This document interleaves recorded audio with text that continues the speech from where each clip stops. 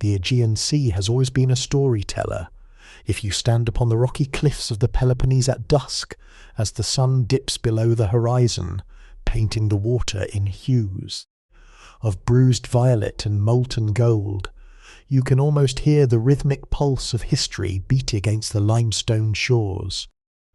It is here, in this cradle of islands and rugged mountains, that the story of Western thought, governance, and human ambition truly found its first clear, resonant voice. We are not beginning in a library, nor in the halls of academy. We begin under an open sky, where the Mediterranean wind carries the scent of wild thyme and sun, warmed stone. Thousands of years ago, before the grand empires etched their names in the earth, these lands were a mosaic of small, independent worlds. Each valley, separated by treacherous ridges and jagged peaks, became a crucible for a unique way of life. This geographical isolation was the architect of the polis, the independent city-state. It was a radical experiment in human organization. In these early days, survival was not merely a matter of harvest and shelter, it was a matter of identity. When a man stood in the marketplace, the agora of a fledgling city, he was not merely a subject of a distant king, he was a citizen. This transition from the nameless subject to the recognized participant is perhaps the most significant shift in the narrative of human civilization. It birthed the concept that the collective destiny of a people could be decided, argued, and shaped by their own voices. As we look back, we see the early foundations of what would become a complex web of culture exchange. Trade ships with their white sails catching the warm breezes moved like weavers' shuttles between the islands, carrying not only grain, oil, and pottery, but the seeds of new ideas. Tales of gods, heroes, and the mysterious origins of the natural world were passed from captain to merchant, from merchant to artisan. There was a profound curiosity inherent in the Greek spirit, a hunger to understand the why behind the what. Why does the thunder roar? Why do the seasons turn? Why do we suffer, and why do we thrive? This is where philosophy began, not as a formal academic discipline, but as a deep primal wondering. The early thinkers, often called the pre-Socratics, were the observers. They looked at the world and saw not the whims of arbitrary deities, but an underlying order, a logos. They suggested that the universe was governed by laws that could be deciphered if one only paid close enough attention. This realization changed everything.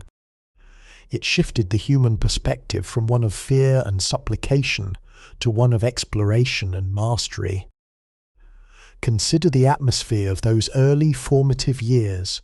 The air was thick with the dust of construction and the clamour of political debate. Life was lived in public. The home was a private sanctuary, but the agora was the heart. It was the theatre of the mind. Here, stories were told that bridged the gap between the mundane and the divine, between the physical struggles of daily life and the eternal questions of existence. As you listen to this, try to picture the texture of that world, the sound of sandals on stone, the vibrant pigments on the marble facades, the intricate patterns of the pottery that stored their life-blood. It was a whirl of sharp contrasts, yet it was unified by a shared language and a shared set of anxieties. We are embarking on a journey that spans over 2 millennia. It is a long winding road that will take us from the high sun-drenched summits of Mount Olympus to the golden icon, adorned domes of Constantinople. Along this path, we will encounter empires that rise and fall, philosophers who dare to question the nature of reality, and the enduring strength of a culture that refused to be silenced, even when the centres of power shifted halfway across the known world.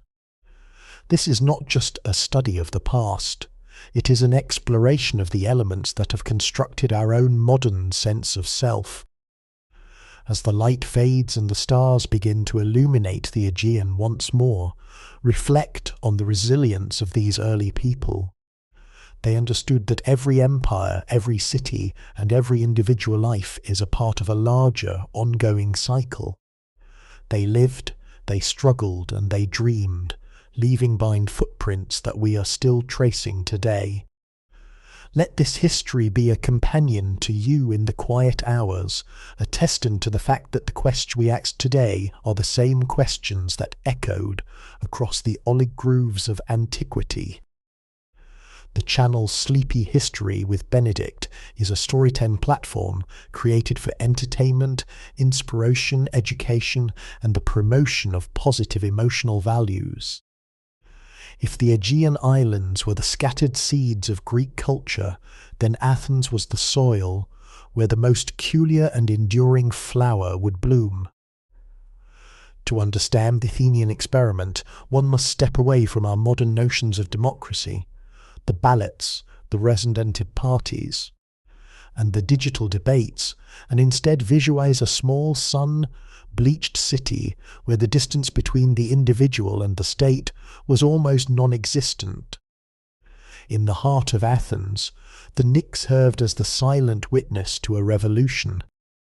Here, beneath the vast cloudless sky of Attica, citizens would gather not to follow the decree of a single monarch, but to listen, to debate, and ultimately to decide. It was a chaotic, frustrating, yet undeniably exhilarating process. Imagine, if you will, the hum of hundreds of voices rising in the cool morning air. A man might stand upon the stone platform, his hand gesturing toward the distant Acropolis, arguing for the construction of a new fleet or the redistribution of grain. The beauty of this system did not lie in its perfection, for it was riddled with flaws and exclusions, but in the radical belief that ordinary men could be entrusted with the monumental responsibility of governance. The Athenian identity was forged in this participation.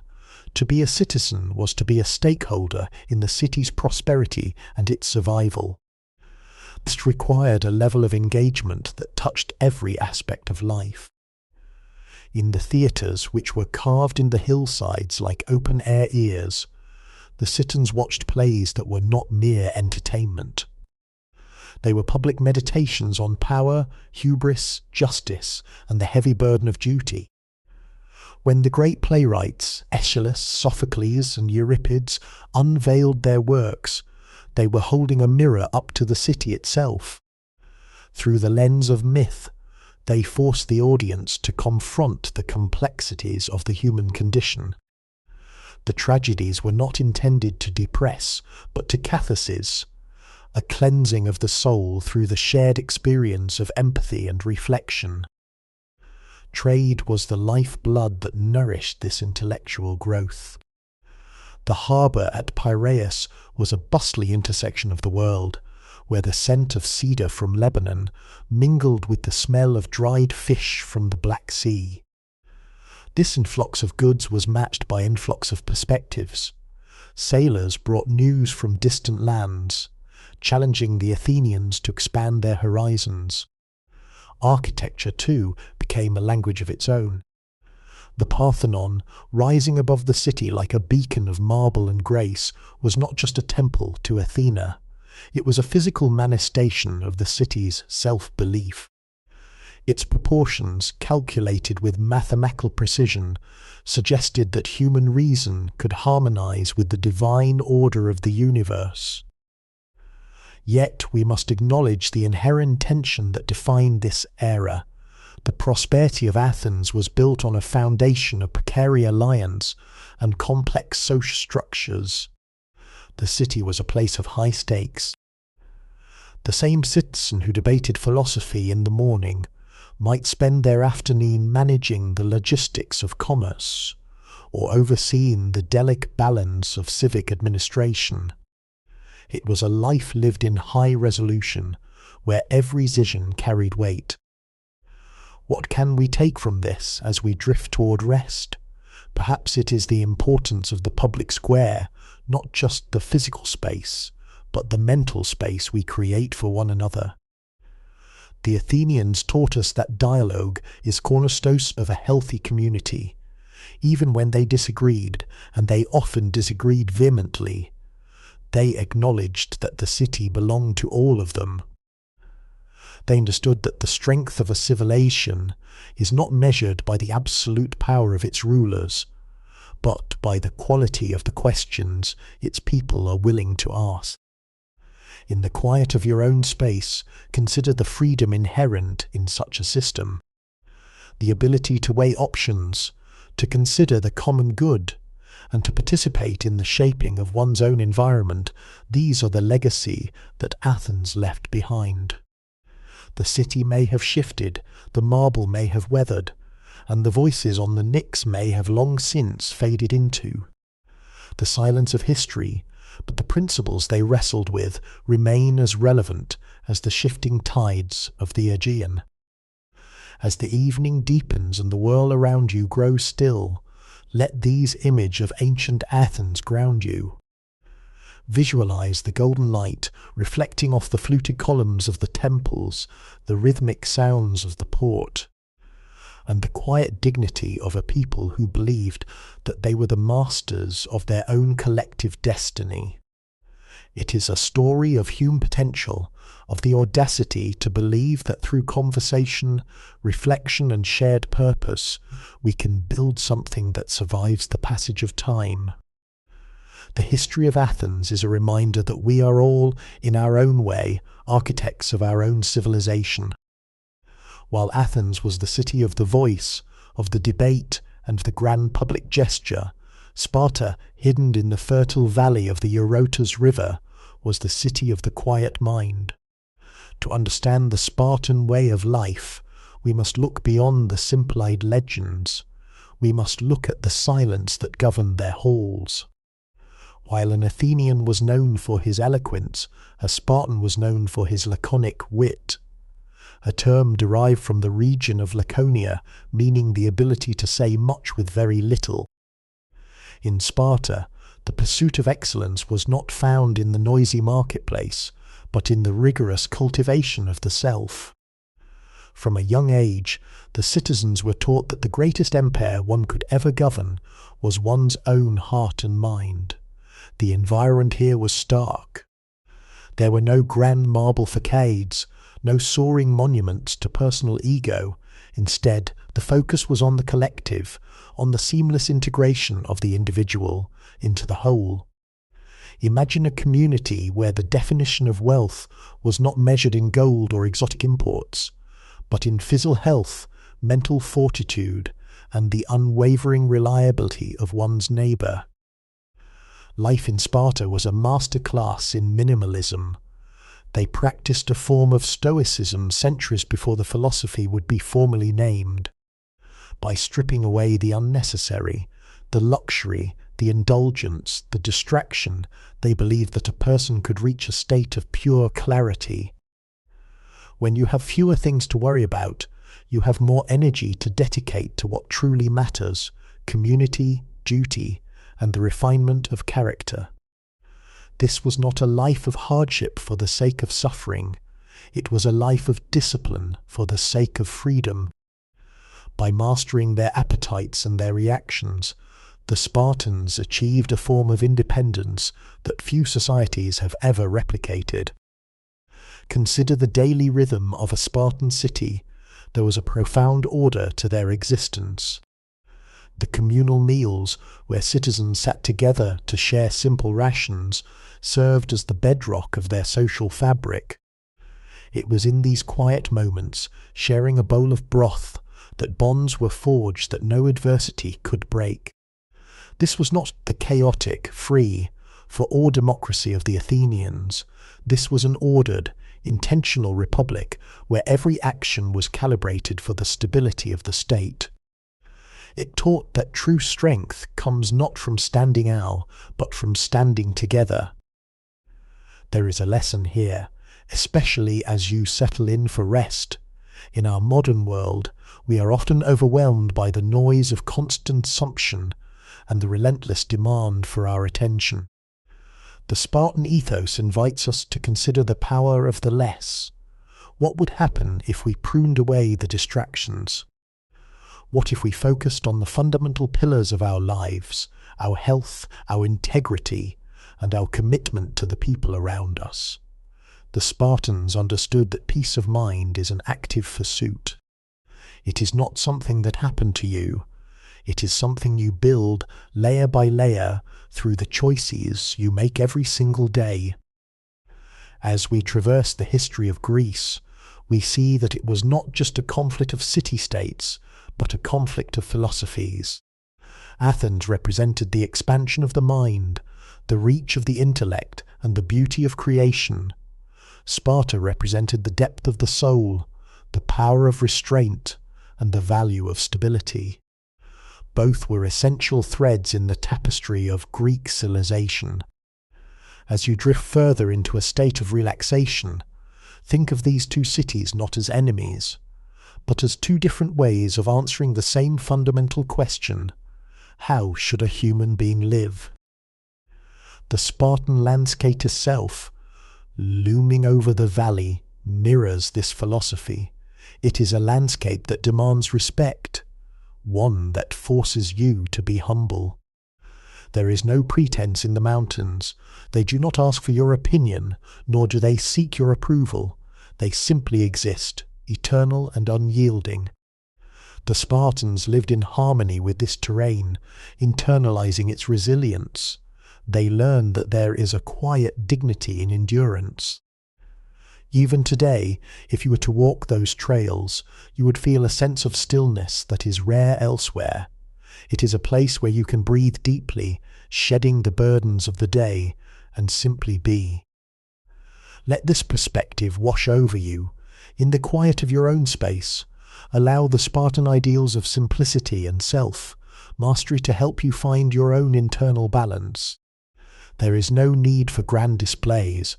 There is no need for external validation.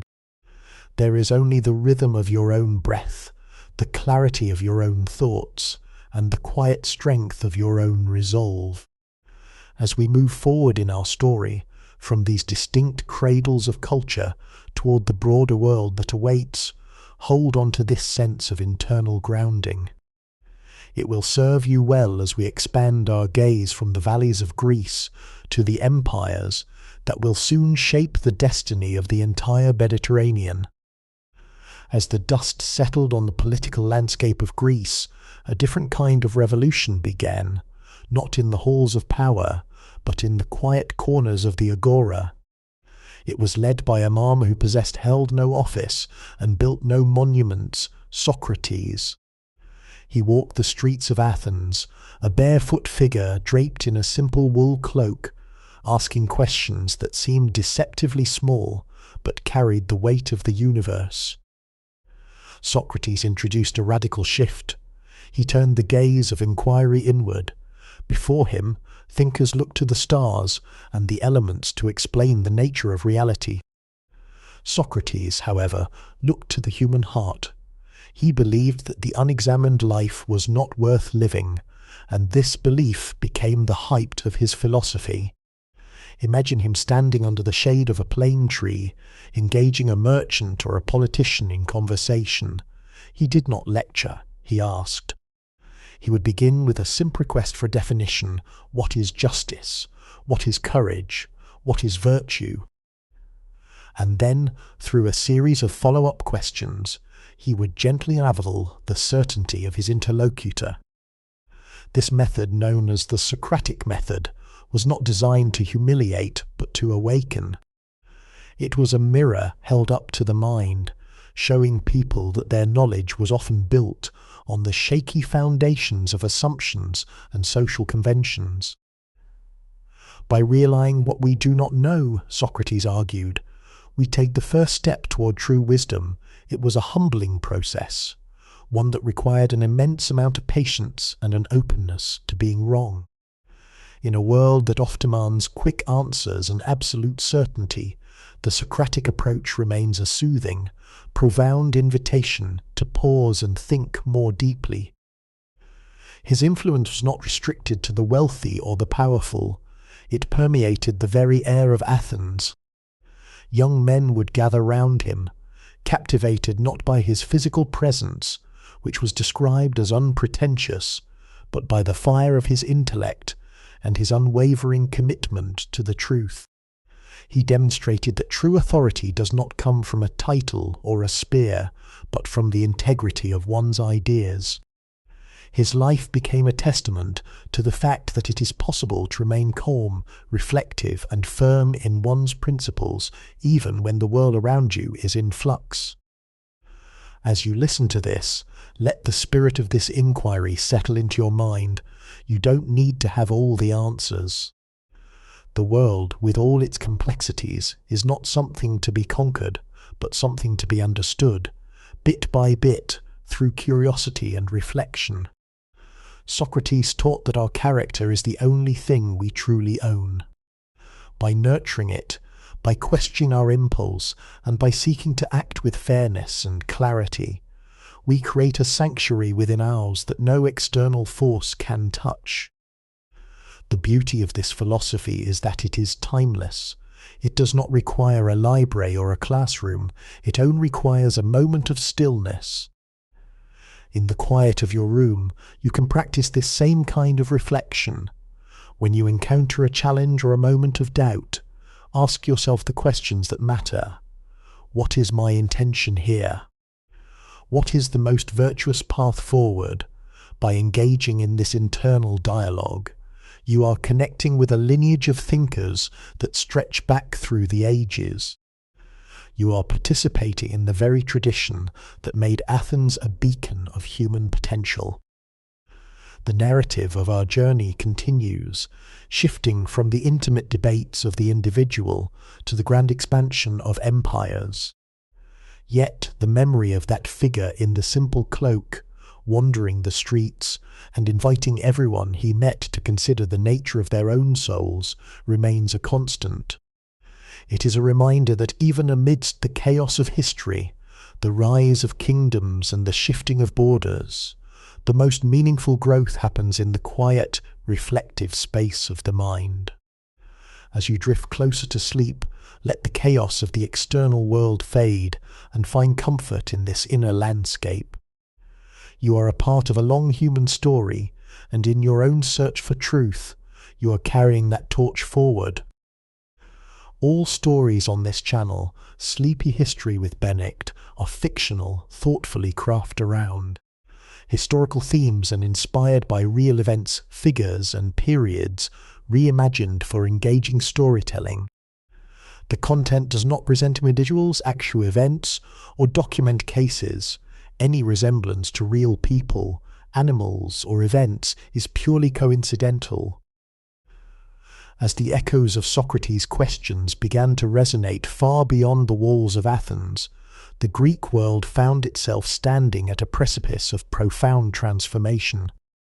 The era of the small, isolated city-state, while beautiful in its intimacy, was beginning to give way to a wider, more interconnected vision. The currents of history were shifting, pulled by the ambition of new leaders and the inexorable reach of empires.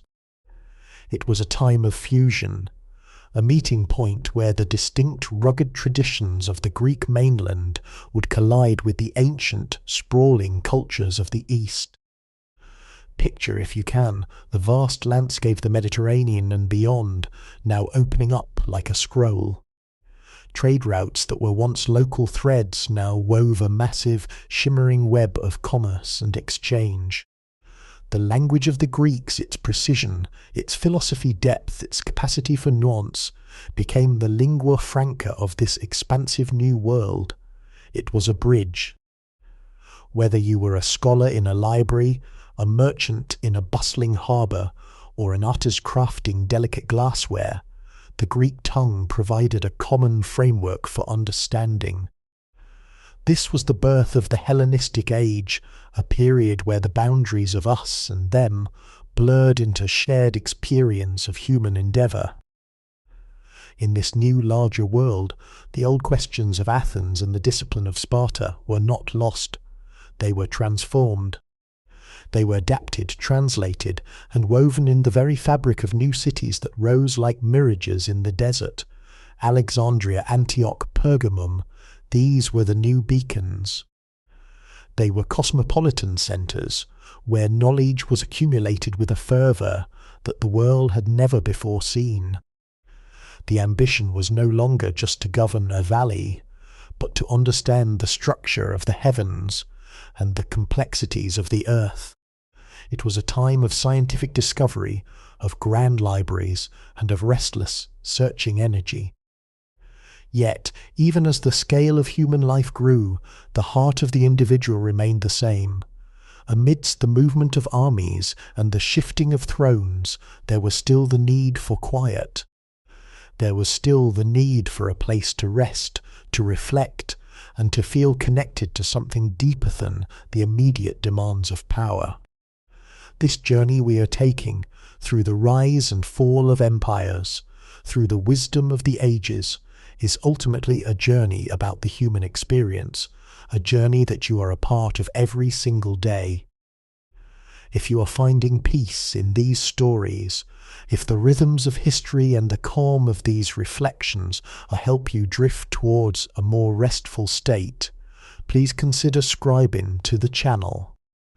By joining our community, you support the creation of these immersive historic journeys, and ensure that we can continue to explore the treasures of the past together. Your presence here in this digital space helps keep these stories alive, allowing others to find the same sense of wonder and tranquility that we share tonight.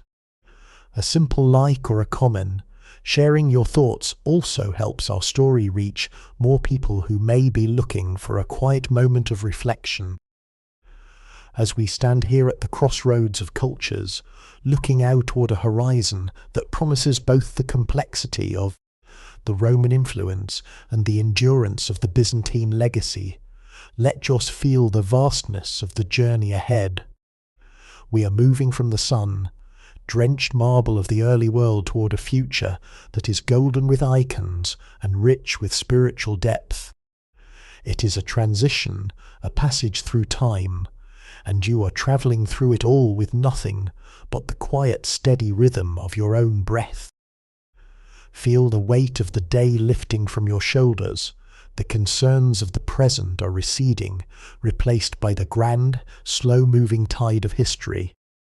You are safe, you are grounded, and you are part of a narrative that has survived the rise and fall of countless kings and emperors. Let that thought comfort you. The world has changed 1,000 times over, and yet the stillness you feel now is the same stillness that the ancients sought in their gardens and their temples. It is a universal human refuge, and it is here for you whenever you need it. Let the story continue to flow around you, like water over stone, smooth and eternal.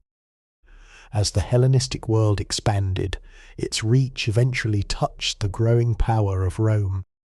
Imagine a vast, sweeping encounter, not defined by the immediate clash of arms, but by the slow, inevitable meeting of two distinct ways of viewing the world. The Romans were the master architects of structure, law, and administrative endurance. They built roads that sliced through mounds and legal codes that bound distant provinces into a single, cohesive entity. Yet, when they encountered the Greek world, the sophisticated intellectual heritage of Athens, the artistic grace of the islands, and the deep centuries-old traditions of philosophy, they recognized something that their own culture was still yearning to articulate. There is a famous historical sentiment that suggests, while Rome conquered Greece with its legions, Greece conquered Rome with its arts and philosophy. This was the true nature of their integration. As the Roman eagle spread its wings across the Mediterranean, it wrapped itself in the velvet cloak of Greek culture. Roman senators began to speak Greek, their children were tutored by Greek scholars, and their very architecture began to adopt the fluted columns, the pediments, and the sense of proportion that had been perfected in the shadows of the Acropolis. This was a time of synthesis. The Roman desire for stability and the Greek hunger for understanding became the dual pillars of a new global civilization. Think of the Roman Forum, once a place of strictly practical decree, now becoming an echo chamber for the debates of the Stoics and the Epicureans. The Roman elite found in these philosophies a new way to understand their duty as leaders. They adopted the restraint, the devotion to the common good, and the search for inner peace as essential virtues for a man of status. The philosophy that had begun in the quiet Athenian agora was now guiding the decisions made in the heart of the Roman Senate. This integration was not merely a top-down affair, it seeped in the lives of the common people. In the markets of a bustling Roman port, you would see a Roman merchant use a Greek count book, perhaps pausing to read a translation of a Greek poem. The languages began to dance with one another, creating a rich linguistic landscape that connected people from the shores of Spain to the frontiers of the East. It was the birth of a common Mediterranean identity, a realization that despite their different origins, they were all living under the same sun, sharing the same sky, and wrestling with the same eternal questions. Consider the stability this brought to the world. For all its complexity, this era provided a rare moment of connection. If you were a traveller in those days, you could walk the vast paved roads from one end of the empire to the other, hearing your own language or a variation of it, finding hospitality in towns that followed the same civic patterns. It was the first true step toward a world that was interconnected, a world where ideas could travel as easily as goods. It was a time of immense growth, of building, and of reflecting on what it meant to be part of a grand universal order. As you reflect on this, let the image of the Roman roads meeting the Greek columns ground you. It represents the harmony between doing and thinking, between the action of the world and the stillness of the mind. In your own life there are times for structure and discipline, the Roman side of existence, and there are times for exploration, philosophy, and the pursuit of deeper meaning, the Greek side. When these two are in balance, you find a unique kind of strength. You become both anchored and expansive, capable of navigating the demands of your daily responsibilities, while remaining tethered to the quiet, reflective centre of your true self. Feel this sense of balance tonight. The chaos of the outside world is contained by the structure of your own inner peace. Like ancient world, which found a way to bridge its difference and create a period of relative calm, you too can bridge the different parts of your day, moving from the movement of life into the stillness of rest. There is nothing to fight here, nothing to debate. There is only the long, continuous flow of history, carrying us all toward a common shore of tranquility. Let the layers of time fold over one another, shielding you, holding you in this moment of quiet, until the only thing that remains is the gentle, steady rhythm of your own breath. As the centuries unfolded, the heart of the great Mediterranean world began to beat with a new rhythm, a rhythm that resonated with the pulse of the East. The Roman Empire, vast and imposing as it was, felt the pull of the sunrise. The administrative focus, the wealth of trade, and the intellectual vibrancy that had defined the cradle of civilization began to gravitate toward the shores of the Bosphorus. Here, at the gateway between Europe and Asia, the city of Byzantium, later to be known as Constantinople, was destined to rise as the new anchor of history. This was not merely a relocation of power, it was a transformation of identity. Imagine the scene, the ancient traditions of Greece, the structured governance of Rome, and the deep mystic influences of the Orient converging in a single, magnificent urban space. The city was built upon a peninsula, surrounded by water on three sides, as if the land itself were reaching out to embrace the sea. It became a new Rome, but one painted in the vibrant colours of the Greek spirit. The atmosphere was different here. The air felt charged with a sense of destiny, a place where the past was not abandoned, but carefully curated and elevated. As the centre shifted, so too did the nature of the Greek legacy. It was no longer the language of the independent city-states, nor the language of the Hellenistic kingdoms. It was becoming the language of a great unified Christian empire. The intellectual pursuit had been nurtured in the Athenian agora. The curiosity, the logic, the love of dialectic were now being synthesized with faith. It was a time of immense cultural preservation, while much of the Western world was navigating periods of profound social restructuring. The libraries and scriptoriums of the East were working tirelessly to copy, study, and protect the scrolls of the ancients. Think of the scholars and monks who spent their lives in these quiet stone, walled rooms, their pens scratching rhythmically against parchment, reserving the words of Plato, Aristotle, and the great poet for future generations. They saw them as the guardians of a sacred flame. They understood that the wisdom of the past was not just a collection of dusty ideas. It was the foundation upon which their own civilization rested. This commitment to continuity provided a sense of stability in an ever-changing world.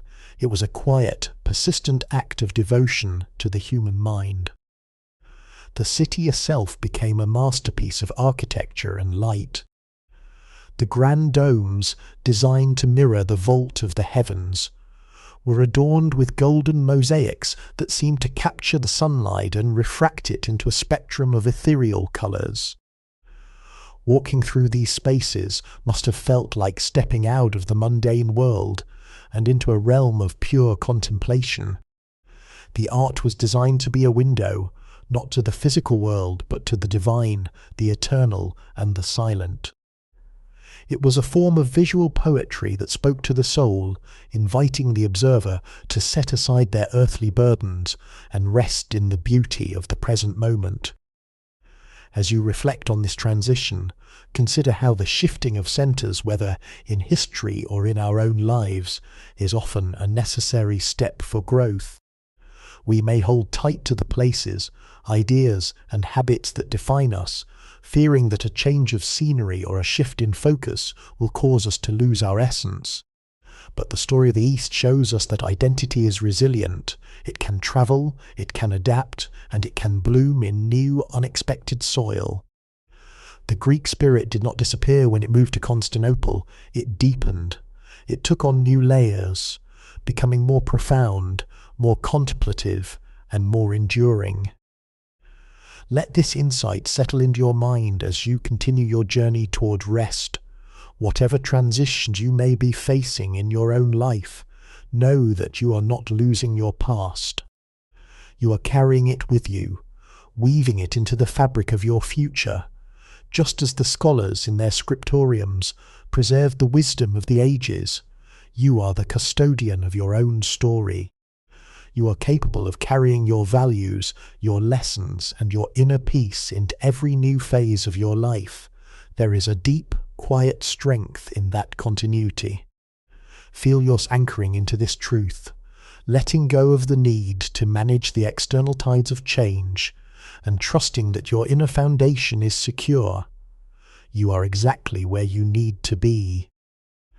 The rise of the Byzantine Empire was not simply a change in political management, it was the birth of a new, radiant chapter in the human story. Imagine a city that functioned as a great living bridge, a bridge spanning the gap between the fading sunlight of classical antiquity and the emerging dawn of the medieval era. Constantinople, with its triple-walled defences and its harbour that hummed with the trade of 3 continents, became a fortress of culture. Here, the Greek language was only spoken. It was elevated the language of law, faith, and high scholarship. The Byzantine world was defined by a unique kind of order.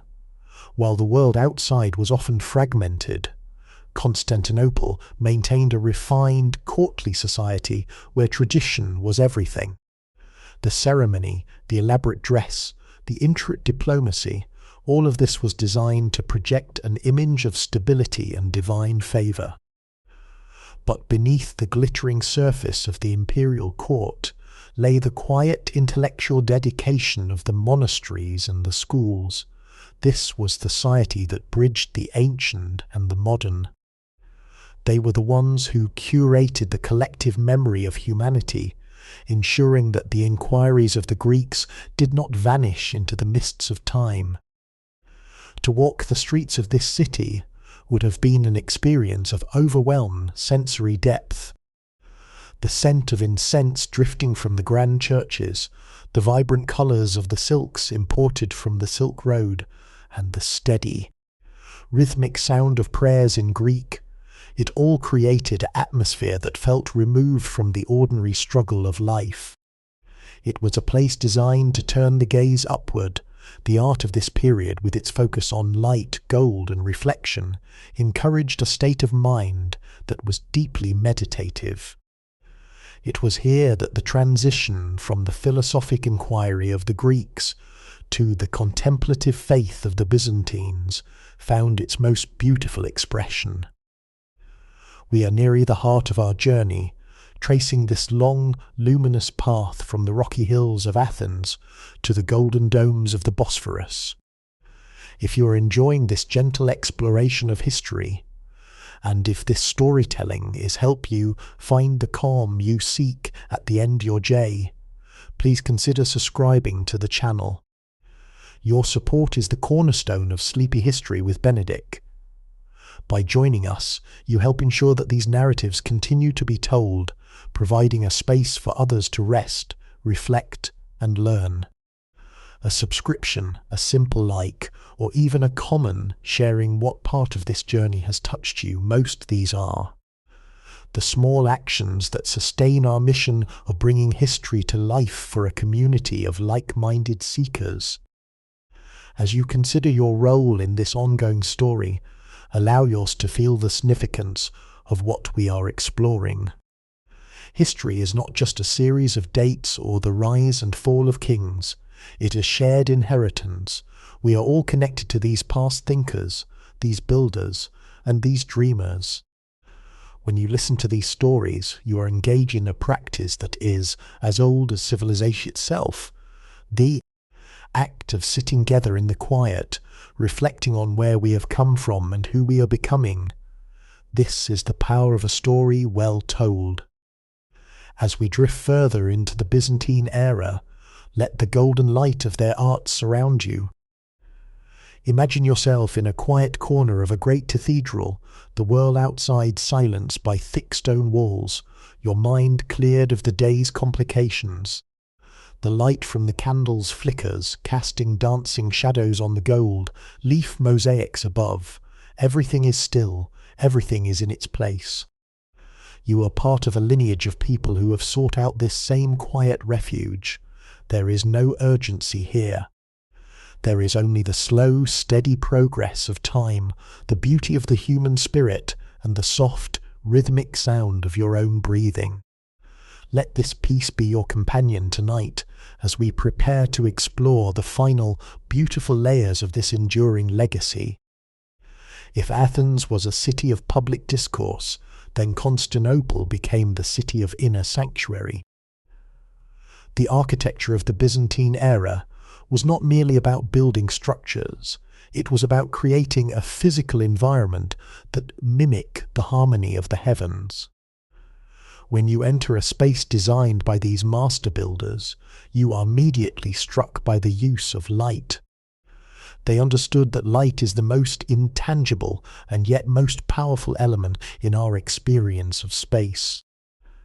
In the grand cathedrals, the windows were positioned with mathematical precision to allow sunlight to pour in, catching the flecks of gold in the mosaics and making the walls themselves appear to glow from within.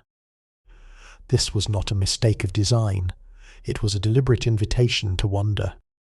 By obscuring the source of the light, the architects made the divine seem present everywhere, in the air, on the surface of the marble, and in the very breath of those who stood there. It was a sensory experience designed to detach the observer from the heavy groundiality of the outside world. Here, the struggle of commerce, the politics of the state, and the anxieties of daily life were meant to be left at the threshold. Inside there was only the vast vaulted expanse of the dome reaching upward like the sky itself, offering a sense of infinite openness. The use of materials was equally intentional. They gathered precious stones from across the empire, vibrant lapis lazuli from the east, deep green porphyry, and shimmering alabaster. These were not just ornaments. They were an attempt to bring the beauty of the entire created world into one focal point. The mosaicist, with tiny hand, cut cubes of glass and gold, spent years on a single image. They were not merely labourers, they were ascetics who treated their work as a form of prayer. Each tile was placed with a deliberate, slow and rhythmic movement, reflecting the patience and the stillness that defined their philosophy. Consider the atmosphere of these spaces at dusk. As the day dimmed, the gold mosaics would continue to hold the light, glowing with a soft, warm radiance that felt like a quiet conversation between the past and the present.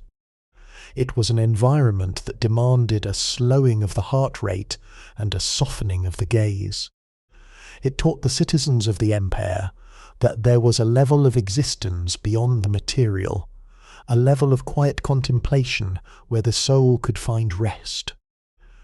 This was the true architecture of faith, an environment built to provide comfort in a world that could often be unpredictable and harsh. As you listen to this, try to translate that architecture experience into your own surroundings. You don't need a golden dome to find a sanctuary. You can build one with your own focus. Think of your mind as a space that can be structured for peace. Just as the Byzantine architects focused on harmony and the play of light, you can focus on the positive, quiet memories that bring you clarity. You can curate your thoughts, setting aside the sharp, discordant edges of the day and replacing them with the soft, glowing light of reflection. There is a profound architecture of the self that you are constantly building, choice by choice, moment by moment. The persistence of these structures, even as empires shifted and centuries turned, is a testament to the human need for such spaces. We have always sought places where we could be reminded of the larger, more enduring patterns of life. When you find yours feeling overwhelmed, recall the image of these golden cathedrals.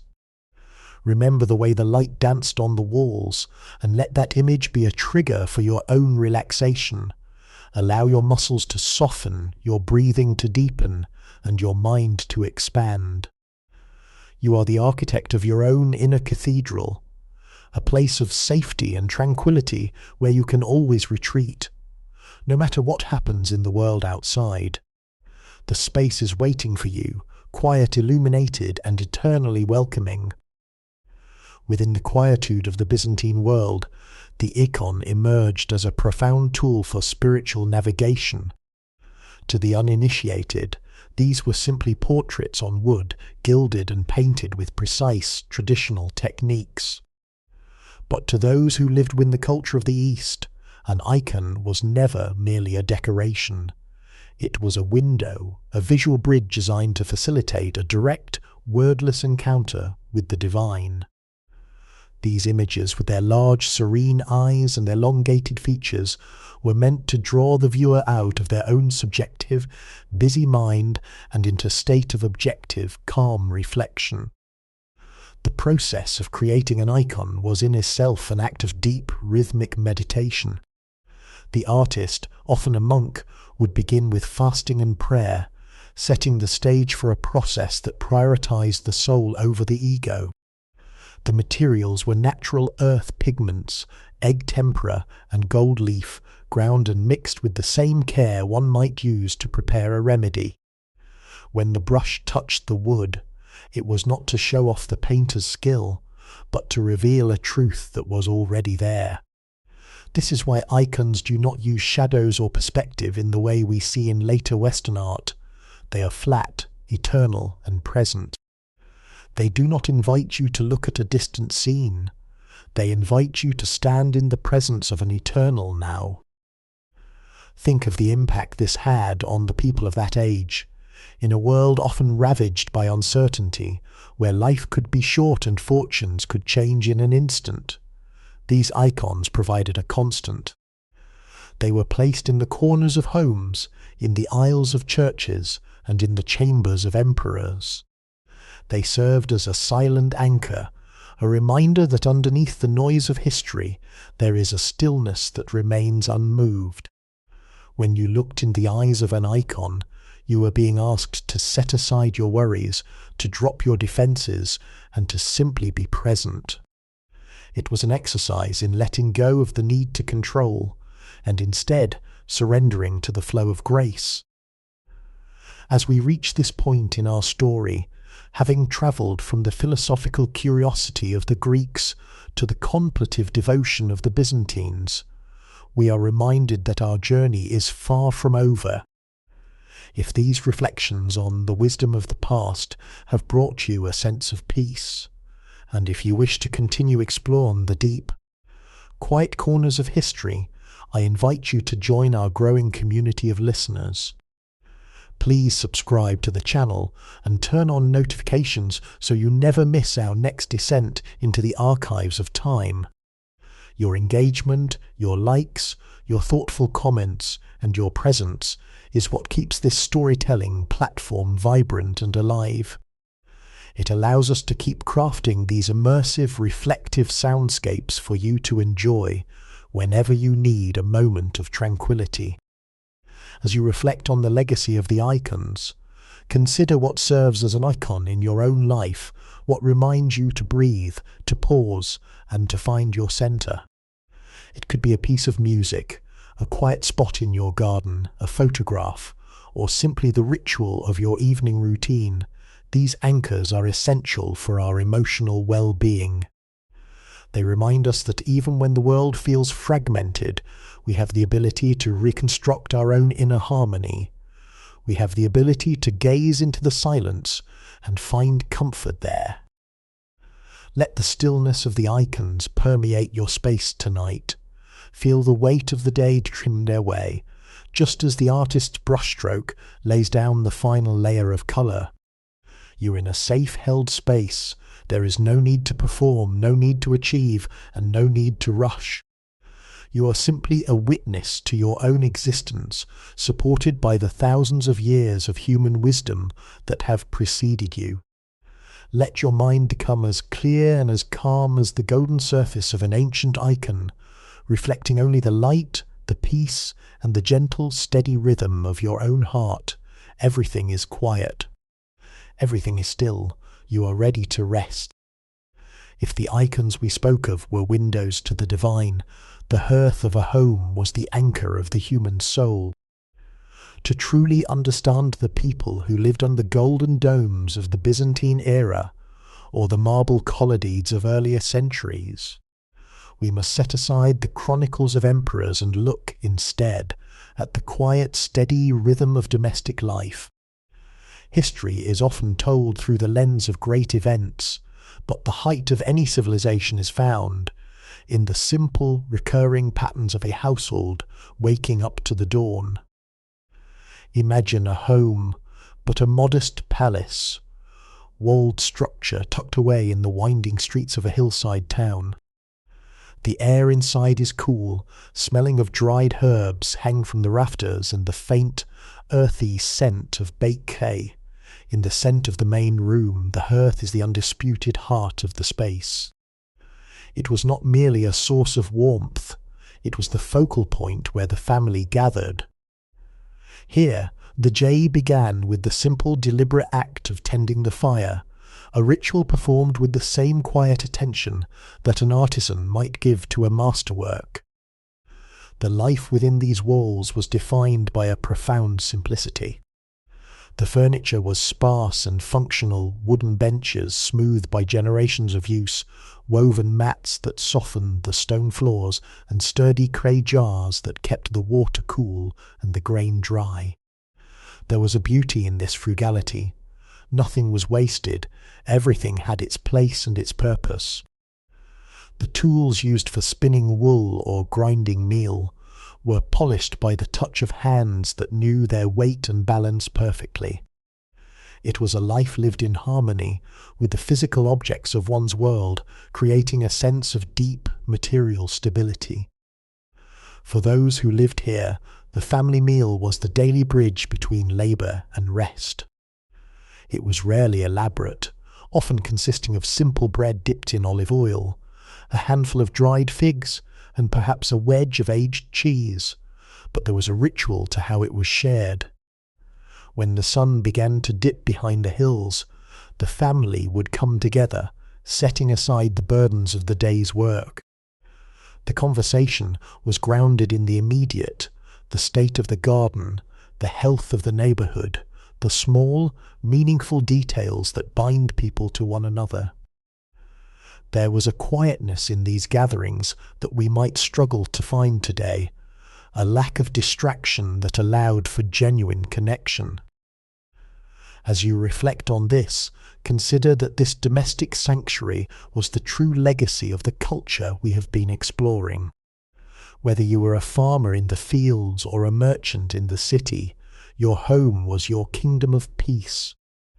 It was the place where the complexities of the outside world were held at bay, where you could be yourself and where you could find the replenishment needed to face the coming morning. This need for a safe, quiet space is universal. It is an instinct that connects us to every person who has ever banked a fire or set a table for those they love. Let this image of the hearth settle into your own experience tonight. You are not just ending a day, you are returning to your own domestic sanctuary. Regardless of the size of your home or the messiness of your life, you can cultivate this same sense of hearth within yourself. You can create a mental space that is as simple, as warm, and as grounded as that ancient home. Feel the tension of your day begin to fade as you imagine the warmth of the fire, the quiet stability of the stone walls, and the gentle rhythm of life lived with purpose and simplicity. You are safe here, you are anchored. The world outside may be vast and demanding, but right here, in this moment, everything is at peace. This content is inspired by and adapted from public domain works available through Project Gutenberg. The material has been transformed through original narration, editing and storytelling to create a unique experience for educational entertainment purposes. If the hearth was the anchor of the soul, the marketplace, the ancient agora was the pulse of the community. But set aside the grand notions of political debate and philosophic discourse for a moment. Instead, visualize the marketplace as a living, breathing neighborhood. It was the place where the day's quiet activity spilled out into the open, a communal stage where the stories of the city were written in the simplest of interactions. The morning air in the market was thick with the scent of fresh bread, roasted nuts, and the briny, clean smell of the sea brought in by the morning catch. It was a sensory tapestry that drew everyone together. Here you would find the artisan adjusting his display of woven linens, their natural colours muted by the morning light.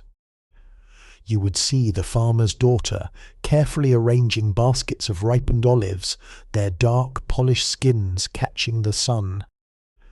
These were not merchants trying to overwhelm you with choice. They were neighbours offering the fruits of their daily labour. The rhythm of the market was dictated by the pace of human connection. Transactions were never rushed. They were framed by greetings, inquiries about health, and the sharing of local news. You might spend as much time talking about the upcoming rains or the health of a neighbour's crop as you did actually exchanging goods.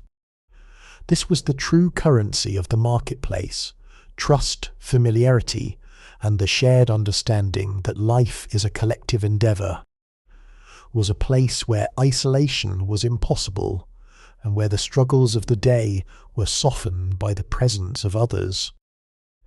Think of the craftsmen, the potters and the weavers, who worked at the edges of this bustling space. They often kept their doors open, allowing the sounds of the market to bleed into their workshops. There was no sharp divide between work and life. The potter's wheel would turn to the rhythm of the passers-by's footsteps, a slow hypnotic movement that mirrored the steady turning of the seasons. These crafts were a form of meditation, a way of grounding the spirit in the physical task at hand. They were not aiming for mass production. They were aiming for a quality that would last, an object that would serve a neighbour well for years to come. In this environment, time felt different. It was not measured by the ticking of a clock, but by the movement of the sun across the stones and the changing hum of the crowds. There is a profound relaxation in this kind of pace. It asks nothing of you but your presence. You are not a sumer. You are a participant in a long-standing human drama. You are a neighbour among neighbours, part of a fabric that holds steady even as the world around it changes. As you reflect on this, let the image of the market serve as a reminder that we are designed for community. We are not meant to live in total silence or complete solitude. We find our own rhythm by being in tune with the rhythm of others. When you feel the weight of your own responsibilities, remember the ease of those morning hours in the agora. Allow your own pace to slow down. Release the urgency that pushes you to move faster than you need to. Imagine yourself walking through that sun, the sounds of the day settling into low, comfortable murmur. There is nowhere you need to rush to. You are simply observing, breathing in the air, and feeling the steady, supportive hum of life around you. Your heart rate is dropping, and your mind is becoming as clear and as unhurried as the morning air. You are connected, you are present, and you are entirely at ease. The world is moving, but you have found your own quiet centre.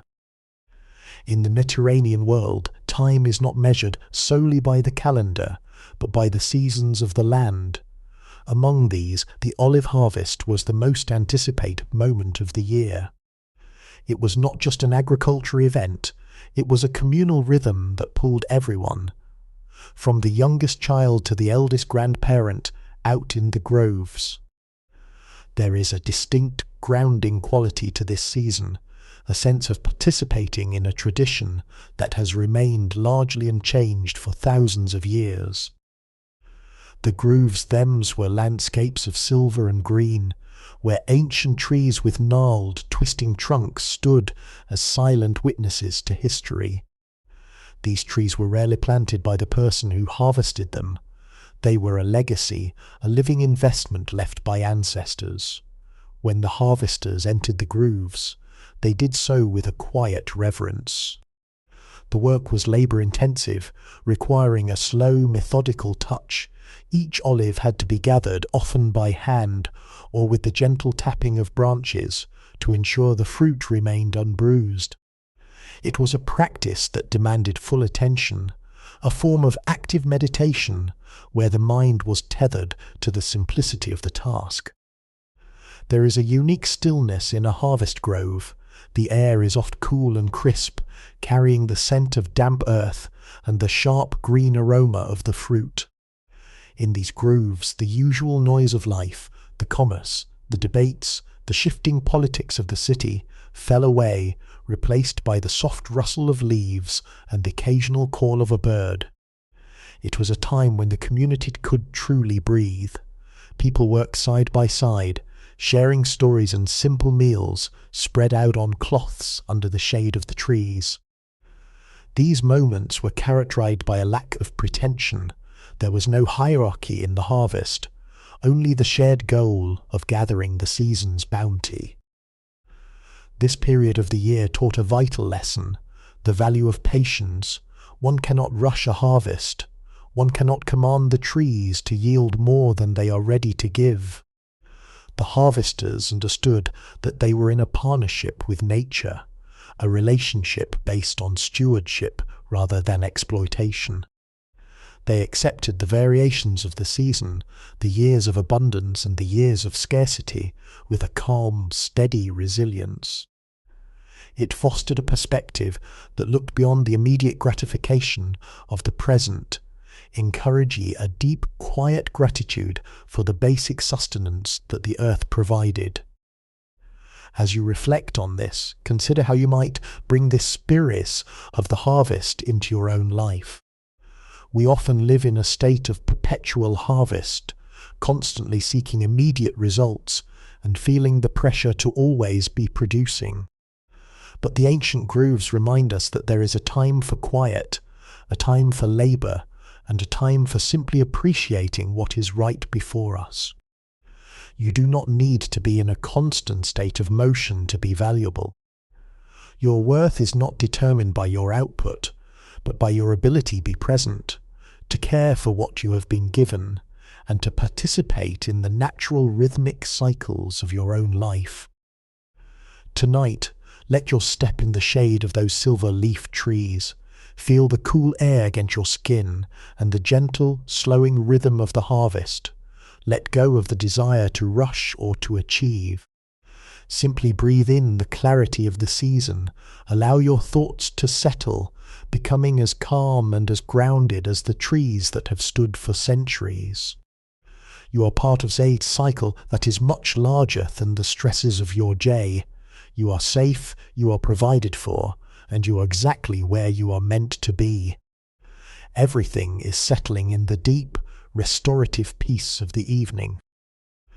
In the modest workshops that lined the streets of the Byzantine world, a quiet alchemy was constantly at work. To step into these spaces, the potter's studio, the weaver's loom, the workshop of a carpenter, was to step into a sanctuary of focused, intentional silence. We often mistake these crafts as mere industry, yet to the people of that time they were something far deeper. They were a craft of silence, a meditative practice that allowed the mind to detach from the external world and anchor itself in the reality of the present. Consider the potter at the wheel. The motion is cyclical, hypnotic, and utterly steady. As the clay rises beneath the pressure of their fingers, the potter cannot afford to be distracted by the anxieties of the past or the uncertainties of the future. The material itself is unforgiving. It requires total calm presence. If the mind wanders, the clay falters. In this way, the work itself becomes a teacher, guiding the artisan toward a state of inner equilibrium. The silence in the room is not empty. It is filled with the rhythm of the spinning wheel and the gentle, controlled breathing of the Creator. This is the essence of manual labor as a form of meditation. When you are engaged in a task that requires your hands, whether it is mending a piece of fabric, carving wood, or simply organizing your own space, you are doing more than producing an object. You are organizing your internal landscape. You are carving out a space where thoughts can settle and where the noise of the ego can finally subside. The artisan understands that the quality of the object is a reflection of the state of their own mind. A vessel made in anger or hurry will never hold its shape. A vessel made in peace will endure for centuries. This craft of silence was accessible to everyone, not just the skilled masters. It was found in the way a housewife would mend a garment by the window, the way a fisherman would repair his nets by the harbour, or the way a student would meticulously copy a text in a library. It was a universal recognition that the hand and the heart are inextricably linked. By keeping the hands busy with a rhythmic, constructive task, the heart is given the space it needs to be still. Is a simple, ancient, and highly effective technology for emotional well-being. As you reflect on this, consider the craft you possess in your own life. It doesn't have to be a profession. It can be any activity that allows you to lose yours in the doing. It might be the way you prepare a cup of tea, the way you tend to your plants, or the way you write in a journal at the end of the day.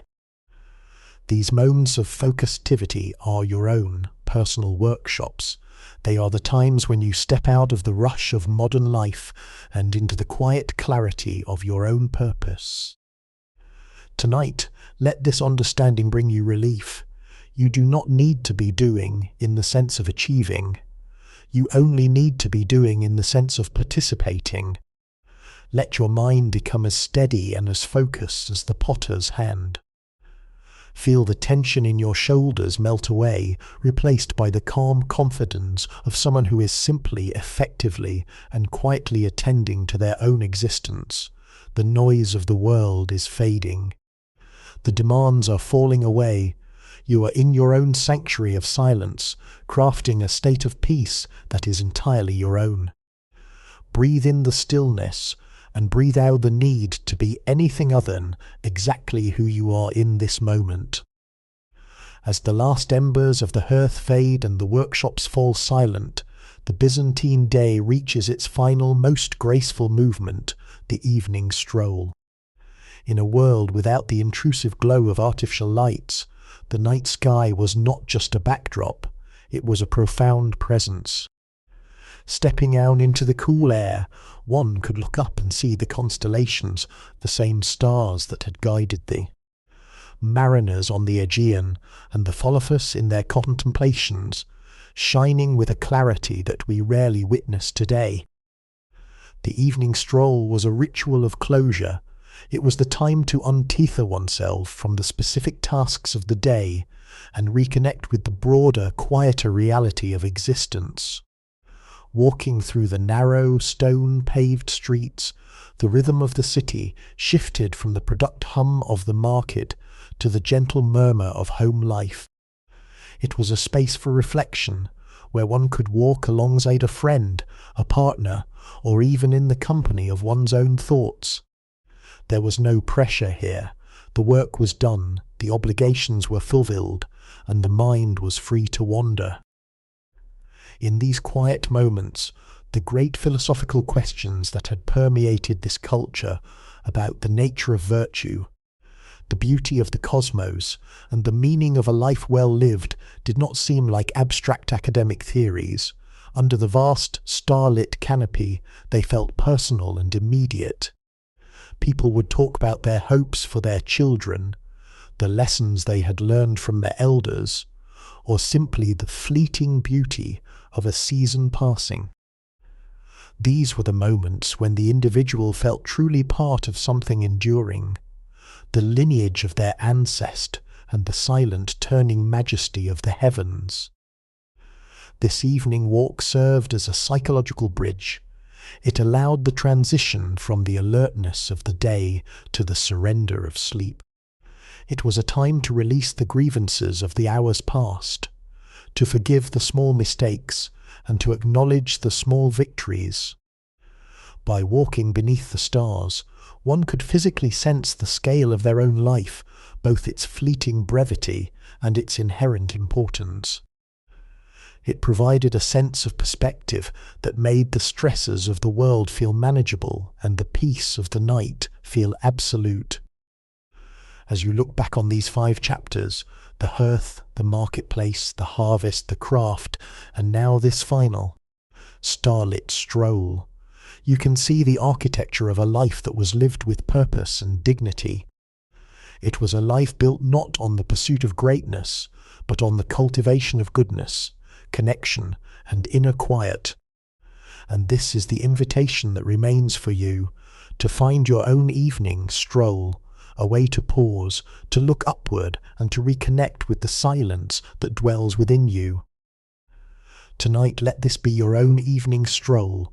You have travelled through the rhythms of a distant world, and in doing so, you have returned to your own centre. The day is done. The stars are watching over the world, silent and steady. There is no need for your mind to hold onto the events of the day, nor to reach forward into the promises of tomorrow. You are here in the gentle cooling air of the present, feel the relief of letting go, feel the comfort of the darkness as it wraps around you, a safe and restorative cloak. Your heart is steady, your breath is slow, and your soul is at rest. You are drifting into the deep, ancient and quiet peace of the night. Everything is well, everything is still. Sleep comes easily now, a natural return to the silence from which all things begin. There is a particular kind of stillness that arrives just before the sun crests the hills, a moment when the world holds its breath. In the landscape of the Mediterranean, this is when the morning mist clings to the valleys, softening the edges of the stone walls and the silver leaves of the olive trees. To wake up at this hour is to experience the world in its most honest, unadorned state. It is a time that belongs not to the bustling activities of the day, but to the quiet, internal preparation of the self. Imagine standing on a stone terrace, the air cool and damp against your skin. The only sound is the soft, rhythmic chirping of a waking bird, or the distant, muffled ripple of a mountain stream. In this light, the world feels expansive and uncluttered. There is no urgency here, because the day has not yet laid its demands upon you. You are simply present, watching the grey light shift into pale gold, observing the slow transformation of the landscape as the mist begins to thin and retreat, revealing the familiar contours of the earth. For the people who lived in these ancient hills, this was the hour of gratitude. It was a time to acknowledge the cycle of life that had begun anew, a chance to start fresh, untethered from the frustration or the unfinished business of the day before. It was a practice of perspective. Just as the mist clears to reveal the path ahead, our own minds can clear when we allow ourselves this simple, unhurried start. It is a reminder that each day is a clean slate, a quiet space where we can choose to be calm, to be patient, and to be kind. There is no grandeur in this moment, and that is precisely why it is so profound. It does not require you to achieve anything. It only asks that you breathe. As the sun begins to warm the stone beneath your feet, you feel a gentle energy rising, a steady, quiet confidence that you are ready for whatever the day holds. It is not an energetic burst, but a deep, grounded readiness. It is the wisdom of the earth itself, waking up slowly, intentionally, and without a single moment of unnecessary haste. As you reflect on this, let the image of the morning mist help you find a similar clarity in your own life. When you feel overwhelmed, or when the weight of your task begins to press in, remember the stillness of the early morning. Remember that even the densest mist eventually clears, and that underneath it all, the path remains steady and solid. You do not need to rush the process. You do not need to force yourself into motion. You can allow yourself the time to wake up, to breathe, and to set an intention of peace.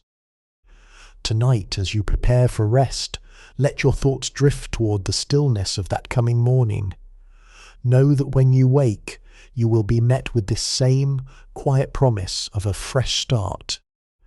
You are not defined by the complexities of your day, but by this capacity to return, again and again, to the simplicity of the present. Let your breath slow down, let your muscles soften. Feel the peace of the early morn wrapping around you now, inviting you to let go of the day and sink in the restorative silence of the night. You are calm, you are clear, you are ready to rest. In the dry, sun-drenched hills of this ancient land, water was more than just a resource. It was the very symbol of life's persistence. Every village had its fountain, a stone basin where the mountain spring met the needs of the community. To sit by such a place, watching the water flow steadily from a carved spout, was a lesson in itself. Water does not struggle with the path it must take. It simply moves, finding its way around every obstacle with a grace that is both soft and profoundly powerful. Think of the Mount Stream as it makes its journey down to the sea, encounters jagged rocks, deep gorges and tangled roots. It does not fight these things. It adapts. It weaves, it pools, it drops, and it surges. It teaches us that there is strength in flexibility. Often, our own stress comes from the desire to force things to be a certain way, or from resisting the changes that life brings. But if we look to the water, we see that the most effective way to move forward is often to flow with the circumstances, not against them. There is a meditative quality to the sound of moving water. It is a constant, rhythmic white noise that helps clear the mind of scattered thoughts. In the busy, noisy worlds we often inhabit, we forget how to listen to the natural cadence of our environment. But when you pause to observe a fountain or a stream, the mind naturally shifts. The constant chatter of what needs to be done fades, replaced by the steady, hypnotic melody of the water. It is a reminder that we, too, are part of this natural movement. We are constantly changing, constantly flowing toward a new moment, and that is perfectly okay. The wisdom of water is also found in its capacity to let go. It never clings to the past. It does not try to hold on to the shape it held a moment ago. It is always renewing itself, always moving into the next instant. In our own lives, we often carry the weight of yesterday's mistakes or worries. We hold on them as if they were solid objects, forgetting that they are already behind us. Like the water, we have the ability to let those thoughts pass by, to release them, and to return to the freshness of the present. As you reflect on this, consider what you might be holding on that you could simply let flow. Is there a worry that has been circling in your mind?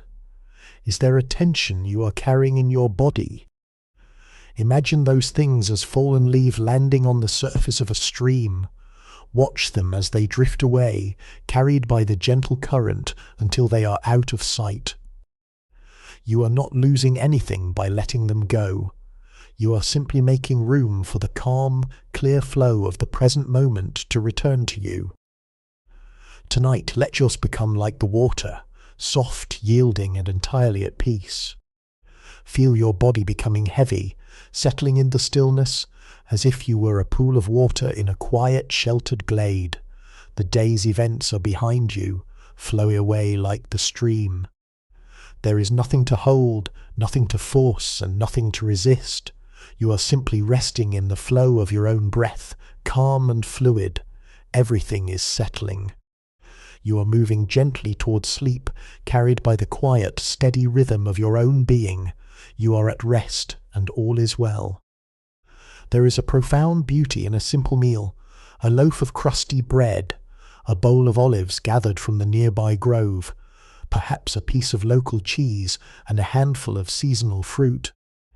In the ancient world, indeed for generations of families living on these lands, the feast was not defined by how much was on the table, but by the intention with which it was shared.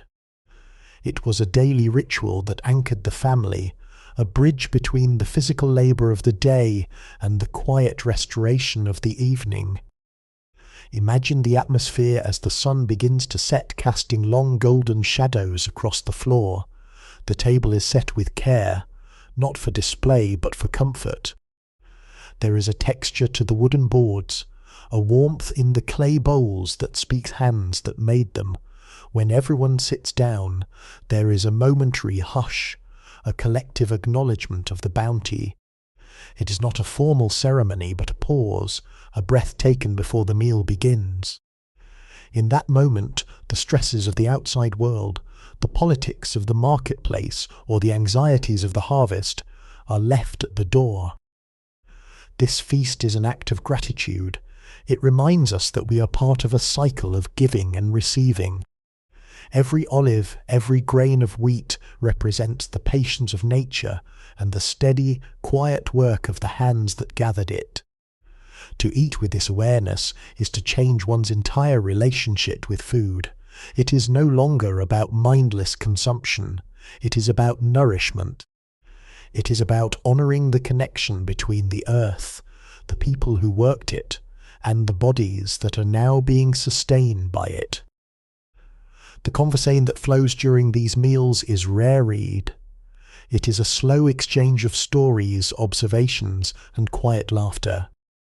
It is a time for listening, for noticing the small details of one another's days. There is a deep underlying security in these moments, a sense of belonging that no material wealth could ever replicate. It is the realization that, regardless of what the day held, you are home, you are fed, and you are surrounded by the simple, steady presence of those you care for. As you reflect on this, think about how you approach your own meals. Do you allow yours this time of presence, or is eating just another task to be completed in the rush of your schedule? Tonight, consider the simplicity of the feast. Even if you are dining alone, you can create this sense of ritual. You can choose to step away from the noise, to appreciate the nourishment on your plate, and to bring a sense of grace to your table. You are allowed to stop. You are allowed to savor. Let the image of this simple feast settle in your mind as you prepare to sleep. You do not need anything more than what you have right now. You are enough. Your life in its most basic and honest form is a feast of experiences, small joys and steady quiet moments. Feel the gratitude for the day's journey, for the breath in your lungs, for the peace in this room, and for the simple reality of being alive. Let go of the desire for more. Settle in the satisfaction of what is. You are perfectly placed. You are nourished, and you are ready for the deep, healing sleep that awaits you. Everything is enough. Everything is at peace. There is a quiet, unspoken philosophy in the simple act of walking. For those who travelled the ancient paths of the Mediterranean, the shepherds moving their flocks, the merchants between villages, or the pilgrims seeking a moment of solitude, the road was not merely a means of transit. It was a place of reflection. The path underfoot, worn smooth by centuries of footsteps, invited a steady rhythmic movement that allowed the mind to untangle itself from the complexities of daily life. Imagine walking along a narrow winding track that hugs the side of a sun-warmed hill. The ground is dry and firm, crunching softly beneath your feet with every step. There is a predictable, comforting cadence to the walk, left, right, that naturally begins to synchronize with your breath. You are not walking to get somewhere in a hurry. You are walking simply to be in motion, to feel the gentle play of the wind against your face, and to observe the way the light shifts across the landscape as you move. When you walk like this, the internal noise begins to fall away. The concerns that seem so large when we are sitting still, the lists of things to do, the regrets, the small anxieties, somehow lose their weight when you are physically traversing the earth. The rhythm of the walk acts as a stabilizer. It reminds you that you are a physical being, moving through a physical world, and that your connection to the ground is constant and reliable. You are grounded, you are present, you are moving through time just as the path has allowed travellers to do for ages. In these moments of walking, the world reveals itself in small, beautiful details that we often overlook when we are rushing. It might be the way a wild flower pushes up through the rocky soil, the shifting patterns of clouds over the sea, or the way the scent of thyme rises from the earth as your feet disturb the wild brush. These are the textures of life. They don't demand anything of us. They simply exist, offering them to us as we pass by. It is a reminder that we don't have to be productive to be a part of the world's beauty. We only have to be present. As you reflect on this, consider how you might bring this sense of the path into your own routine. You don't need a mountain trail to find this feeling. You can find it in a walk through a quiet garden, or even in the slow, intentional pace of your steps as you move through your own home. It is about the quality of your attention. It is about choosing to move with purpose, not toward a destination, but toward a state of inner clarity. Tonight, let yourself imagine that you are still on that path, under the soft, darkening sky of the evening. The day is behind you, and there is no more distance to cover. Feel the earth beneath you, solid and supportive. Release the need to arrive anywhere. You have already arrived. You are exactly where you are meant to be. Every step you have taken today has led you to this moment of stillness. Feel the heaviness of the day's journey dropping away. You are safe, you are steady, and you are ready to let go of the road and rest. Everything is quiet. Everything is at peace. As we reach the quiet conclusion of this journey, we find ourselves contemplating the most intangible of all things, time itself. In the modern world, we often view time as a scarce resource, a ticking clock that demands our constant attention and productivity. But if we look back to the landscapes we have wandered, the hearth, the marketplace, the harvest, and the ancient paths, we see a different understanding of time. Here, time was not a straight line to be raced, but a circle to be inhabited. It was the unfolding of the seasons, a gentle, reliable movement that invited patience rather than urgency. Imagine watching the seasons turn in these ancient hills. The cool, wet winter gives way to the vibrant green surge of spring, followed by the dry, golden heat of summer, and finally the quiet, contemplative yield of the autumn harvest. Everything has its own pace. The olive tree does not rush its growth, nor does the grain hurry to ripen. They trust the process. They trust that the unfolding of time is enough to bring them to maturity. There is a deep inherent wisdom in this rhythm, a reminder that we too are allowed to grow at our own pace. When we let go of the need to manage every second of our lives, we begin to experience this unfolding for ourselves. We start to see that our lives are not a series of disconnected tasks, but a continuous, flowing narrative. We are always in the midst of a season, sometimes a time for active labour, sometimes time for quiet reflection, sometimes a time for letting go. Recognizing this can lift an immense weight from our shoulders. It allows us to stop fighting the current of our own lives, and instead find our place within it. Think of how the night sky remains constant, even as the stars slowly shift their positions throughout the year. It is a reminder that, while things are always changing, there is a fundamental stability to existence. We always held, always supported, and always exactly where we need to be in the grand unfolding story of our lives. There is no need to fear the passage of time, for it is not taking anything away from you. It is bringing you closer to yourself, layer by layer, moment by moment. As you reflect on this final thought, let your mind settle in the vast, calm space of the present. You have travelled through these stories and these landscapes, and you have found that the peace you were looking for was never far away. It was waiting for you in the simple, steady rhythm of your own breath. It was waiting in the quiet of the hearth, in the flow of the water, and in the slow, deliberate pace of the path underfoot. You are the architect of your own stillness.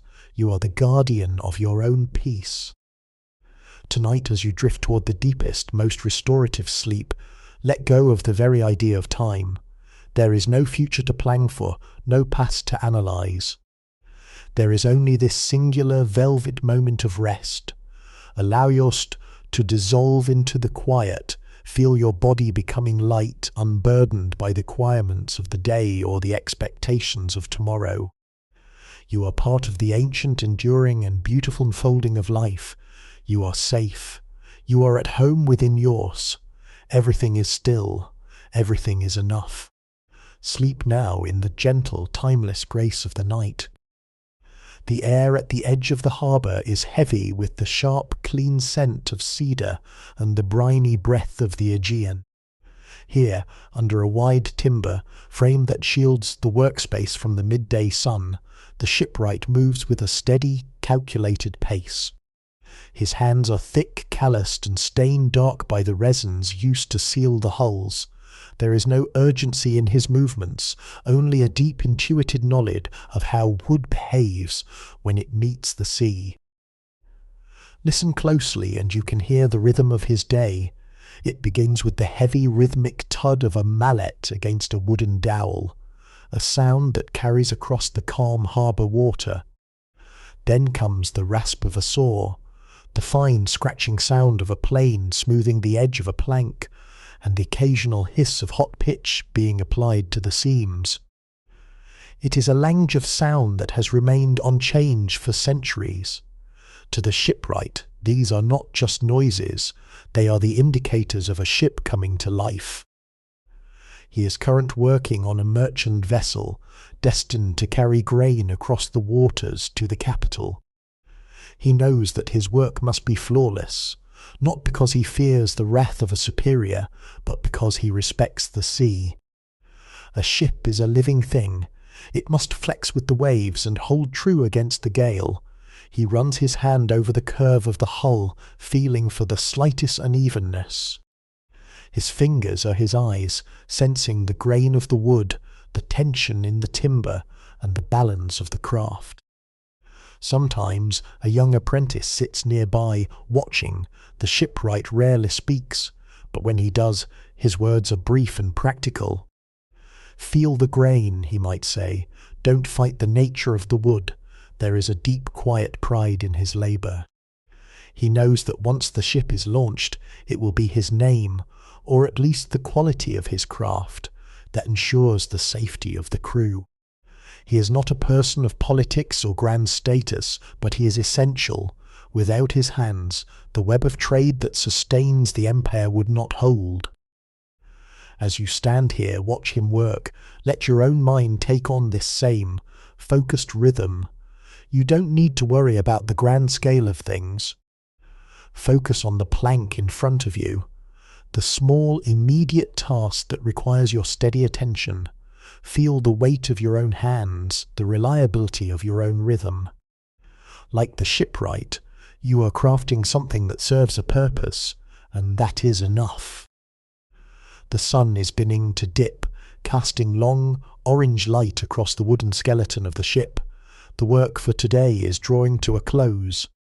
The shipwright sets down his mallet, wipes his hands on his apron, and looks out toward the horizon where the sea meets the sky. He is tired, but it is a good heavy fatigue, the kind that promise a deep sleep. Everything is in its place. The planks are fitted, the seams are sealed, and the vessel is stronger than it was at dawn. Feel your own muscles softening now, mirroring his. You have done your work, and you are ready to let go. Sleep comes as easily as the tide returning to the shore. The governor's office is a cool, stone-walled room tucked behind the main market square. It is quiet here, save for the scratching of a reed pen against rough paper and the occasional rustle of a scroll being unrolled. The governor sits at a heavy wooden table, his face illuminated by a single oil lamp as the light outside begins to wane. He is not concerned with the grand political machinations of the capital. His mind is occupied entirely by thee. Ledgers before him, the tally of the recent grain harvest, and the distribution of supplies for the coming winter. He runs a finger down a column of figures, his brow furrowed. He is measuring the harvest against the needs of the village. How much grain is required for the local bakery? How much must be set aside for seed in the spring? And how much is needed to support the families who have had a difficult season? Every number on the page represents a human reality, a farmer who needs a fair price, a widow who requires support, or a child who needs bread. The weight of this responsibility is constant, a quiet pressure that sits in the corners of the room. There is a simple, austere dignity to his work. He does not seek fame. His life is defined by the steady management of resources. He knows the names of the families in the valley. He knows which fields are struggling with poor soil, and he knows which roads are in need of repair. When he makes a decision, it is not from a distance, but based on the personal knowledge of his people's lives. He is the guardian of the community's stability, ensuring that when the rains fail or the summer heat is too harsh, the village does not suffer alone. Outside, the market is closing. The sounds of trade, the haggling, the clatter of carts, are fading, replaced by the chirping of crickets and the low murmur of neighbours greeting one another as they return home. The governor listens to these sounds, finding a strange comfort in them. They are the proof that the village is functioning, that the cycle continues, and that his work has, for another day, helped keep the foundation secure. He sighs a small tired sound and rolls up the final scroll. As you sit with him in the quiet of this room, let the feeling of management, of having your own affairs in order, settle over you. Perhaps you have your own ledgers to balance, the things you have accomplished today, the tasks you have set aside for tomorrow, and the needs of your own life. Like the governor, you don't need to hold the whole world in your hands. You only need to be diligent, fair, and present with the small, important details of your own existence. The lamp begins to flicker as the oil runs low. He puts down his pen and stands stretching his back, feeling the long hours in his tired limbs.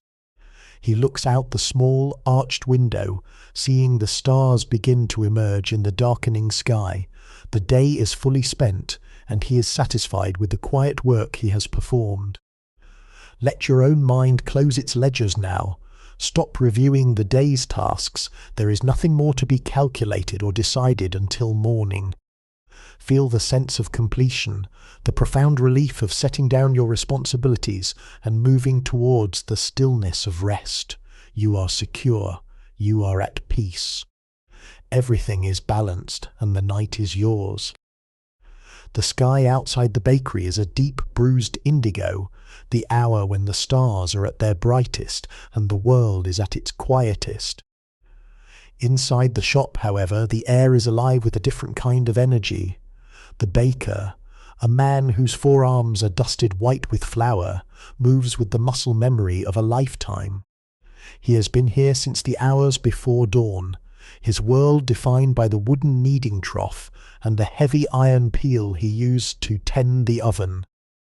The atmosphere is thick and warm, smelling of toasted grain and the sharp, pleasant tang of sourdough fermenting in the dark.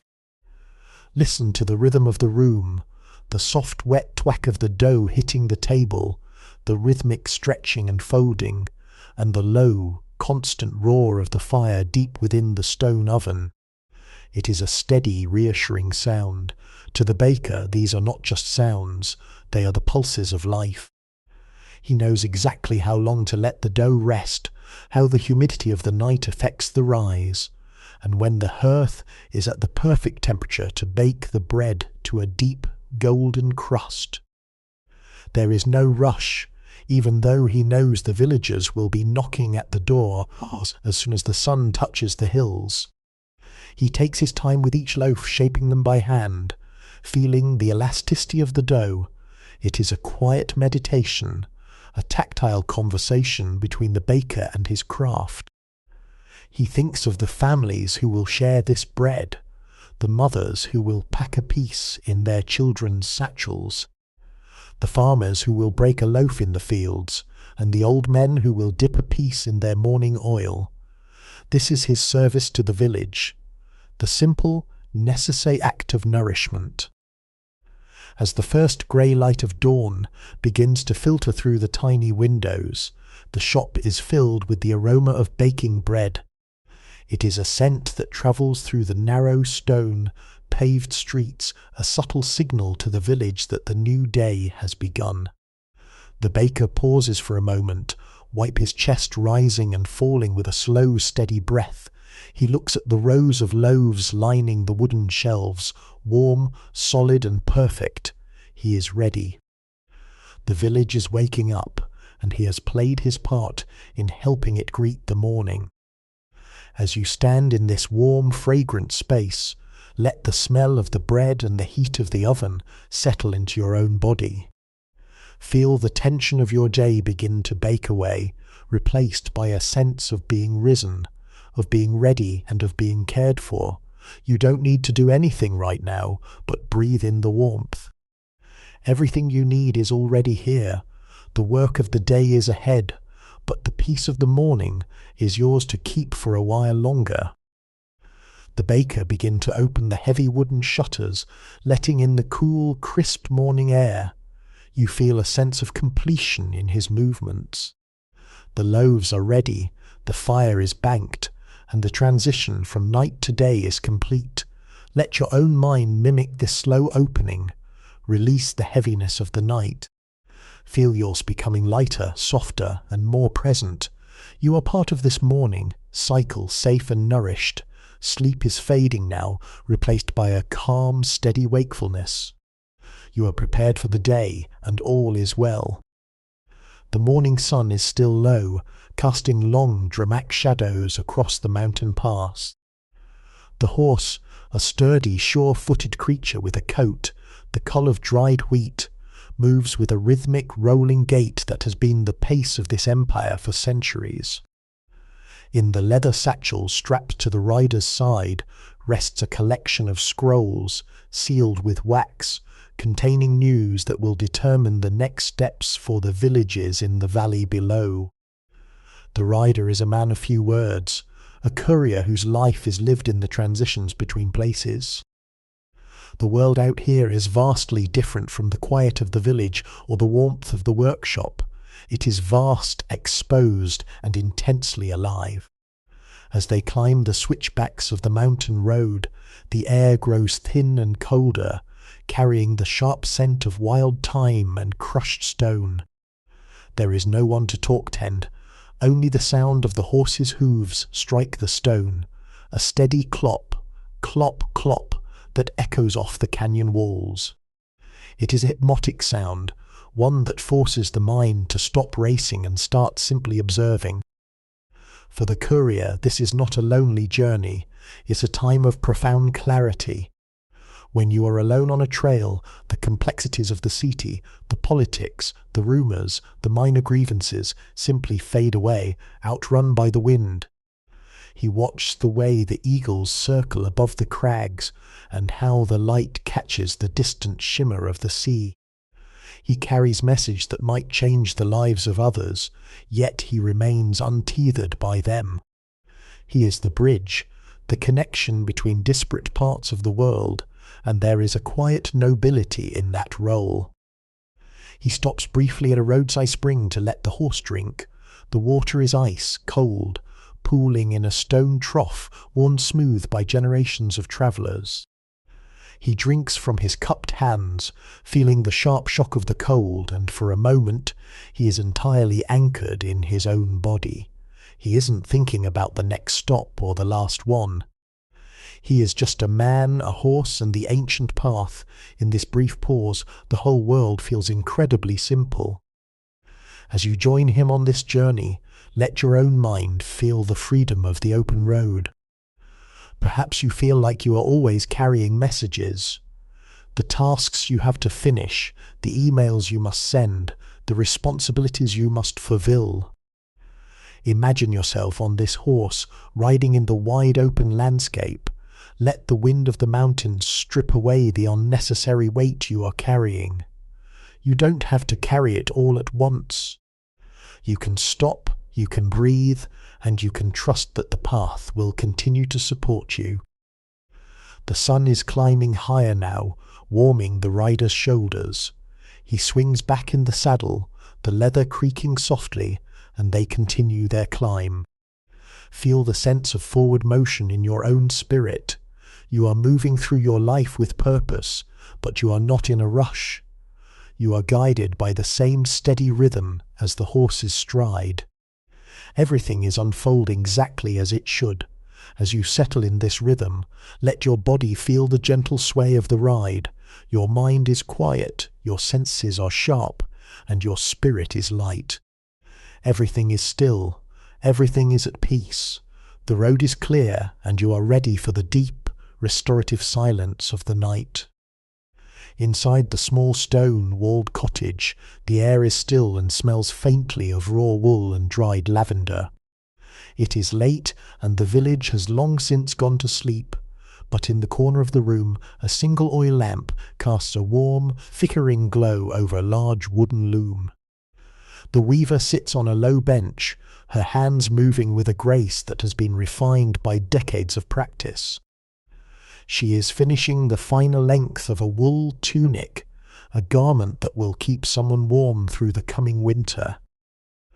Listen to the rhythm of the loom, the sharp clack of the shuttle passing through the warp, the soft, firm thud of the reed beating the thread into place. It is a hypnotic, recurring sound that seems to mimic the very act of breathing.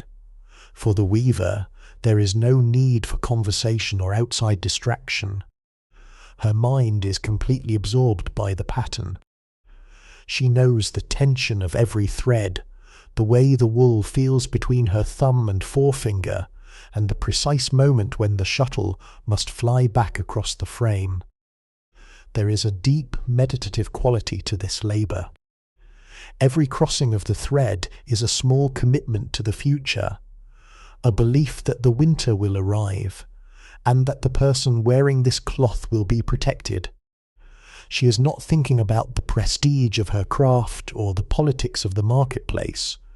She is thinking about the texture, the durability, and the way the colours shift slightly under the lamplight. There is a sense of completion in every inch of fabric she creates. It is a quiet, honest contribution to the lives of those around her.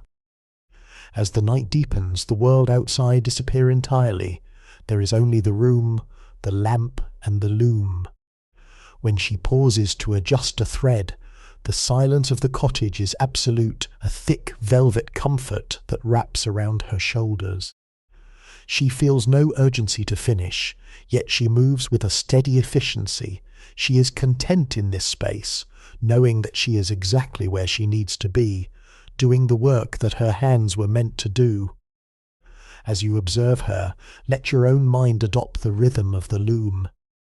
If your thoughts feel tangled, imagine them as threads on this loom. You can straighten them, you can organize them, and you can weave them into something useful and calm. You don't have to carry the clutter of your day in your head. Like the weaver, you can simply focus on the next step, the next breath, the next movement. The work you do is meaningful, and it is enough. The weaver reached the end of the warp and slowly unties the finished fabric. She lets out a long, slow sigh of satisfaction, her shoulders dropping away from her ears. She stands up, her joints feeling the age of the late hour, and she gently blows out the lamp. In the sudden darkness, the room feels safe, grounded, and deeply quiet. Let this feeling of completion settle over you now. The work is finished. The fabric of your day is woven, and it is time to rest. Your breath matches the slow, fading rhythm of the loom. Everything is still. Everything is at peace. Sleep now, held by the gentle, steady warmth of the night. The harbour is a place of constant motion, but as the sun begins to sink below the horizon, everything seems to slow. The sky is stained with shades of bruised violet and burnt orange, reflecting off the gently undulating surface of the Aegean. From the vantage point of the stone quay, you can hear the rhythmic slap of water against the hulls of the anchored boats. There is a specific scent here, a mix of damp salt, tar, and the faint sweet smell of drying nets left out on the dock. In the distance, the silhouette of a late, returning fishing boat emerges from the haze. Its mast cuts a sharp line against the glowing sky. On the docks, the harbour master and a few local traders wait, their silhouette etched against the fading light. They are not rushing. They know the currents, they know the wind, and they know that the boat will find its way home. The tension of the day, with all its buying, selling, and planning, is dissolving into the cool air of the evening. This is the hour when the sea whispers. As the tide begins to shift, the sound of the water changes, a deeper, more resonant pull against the stone piers. The sailors, as they haul in their ropes and secure their vessels, move with a calm precision. Their faces are weathered, their movements efficient. They have spent the day in the vast openness of the sea, and now they are returning to the safety and the grounding of the shore. There is a profound sense of coming home in the air, the feeling that, regardless of how far one has travelled, the earth remains stable and waiting. As you stand here, watching the lights of the small lanterns begin to flicker on along the waterfront, feel the transition within you have spent your day moving through the tides of your responsibilities, meeting the challenges of the morning and the tasks of the afternoon. Now, like the sailors, you are coming into your own harbour. The work is done, the sails are furled. The restlessness of the day is being replaced by the deep, quiet pull of the night. Let the sight of the water calm your mind. Think of the sea as a vast reservoir of peace, capable of absorbing all the worries, thoughts, and frustrations you might have carried today. Just as the tide pulls back from the shore, let all those concerns pull away from you, out in the calm, dark expanse of the water. You do not need to hold on to them any longer. They are drifting away, leaving you light, open, and ready for rest.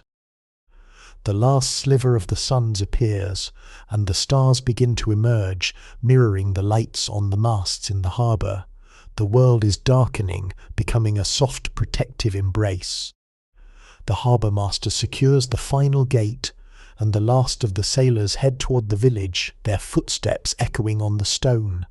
Everything is settling. You are in your harbour now. You are safe.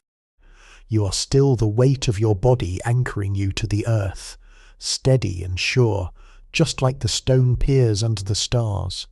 Everything is at peace. Sleep now, held by the gentle, eternal rhythm of the sea.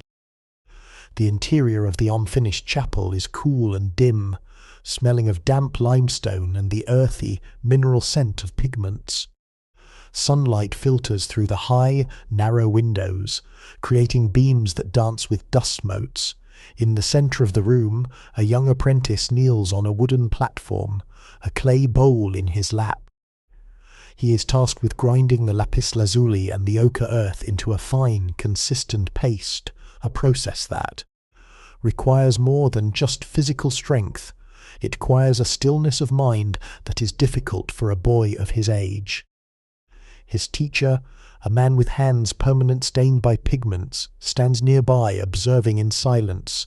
Every so often, the Juster leans over to adjust the boy's grip on the stone pestle. "Do not fight the stone," he whispers, his voice barely audible in the vast echoing space. "The colour will release itself to you only when you stop demand it to yield." The boy nods, his brow furrowed in concentration. The rhythmic grind of the pestle against the mortar becomes the height of the chapel. For the boy, this is a lesson in humility. He wants to see the vibrant blue and the deep rich gold on the walls immediately, but the master knows that the preparation is where the true work lies. If the pigment is too coarse, the mural will crack. If it is not mixed with the right amount of egg yolk and water, the colour will fade. The master teaches him that beauty is not an accident. It is the result of thousands of small, patient, and deliberate acts. As the afternoon light shifts, the walls begin to glow with the faint, unfinished outlines of the figures they are to portray. The boy watches how the light catches the wet plaster, and for a moment he forgets his fatigue. He sees how the colours he is preparing will eventually give life to the saints and stories on the wall. He is no longer just a boy grinding rocks. He is a participant in something that will outlast his own lifetime. As you sit in this quiet space, observe the boy's patience and try to mirror it in your own mind. Perhaps you feel like you are in the preparation phase of your own life, working on tasks that feel small, repetitive, or hidden from view. Remember that this is not wasted time. You are grinding the colours of your own experience, preparing the foundation for whatever you will create tomorrow. You do not need to rush to the finished product.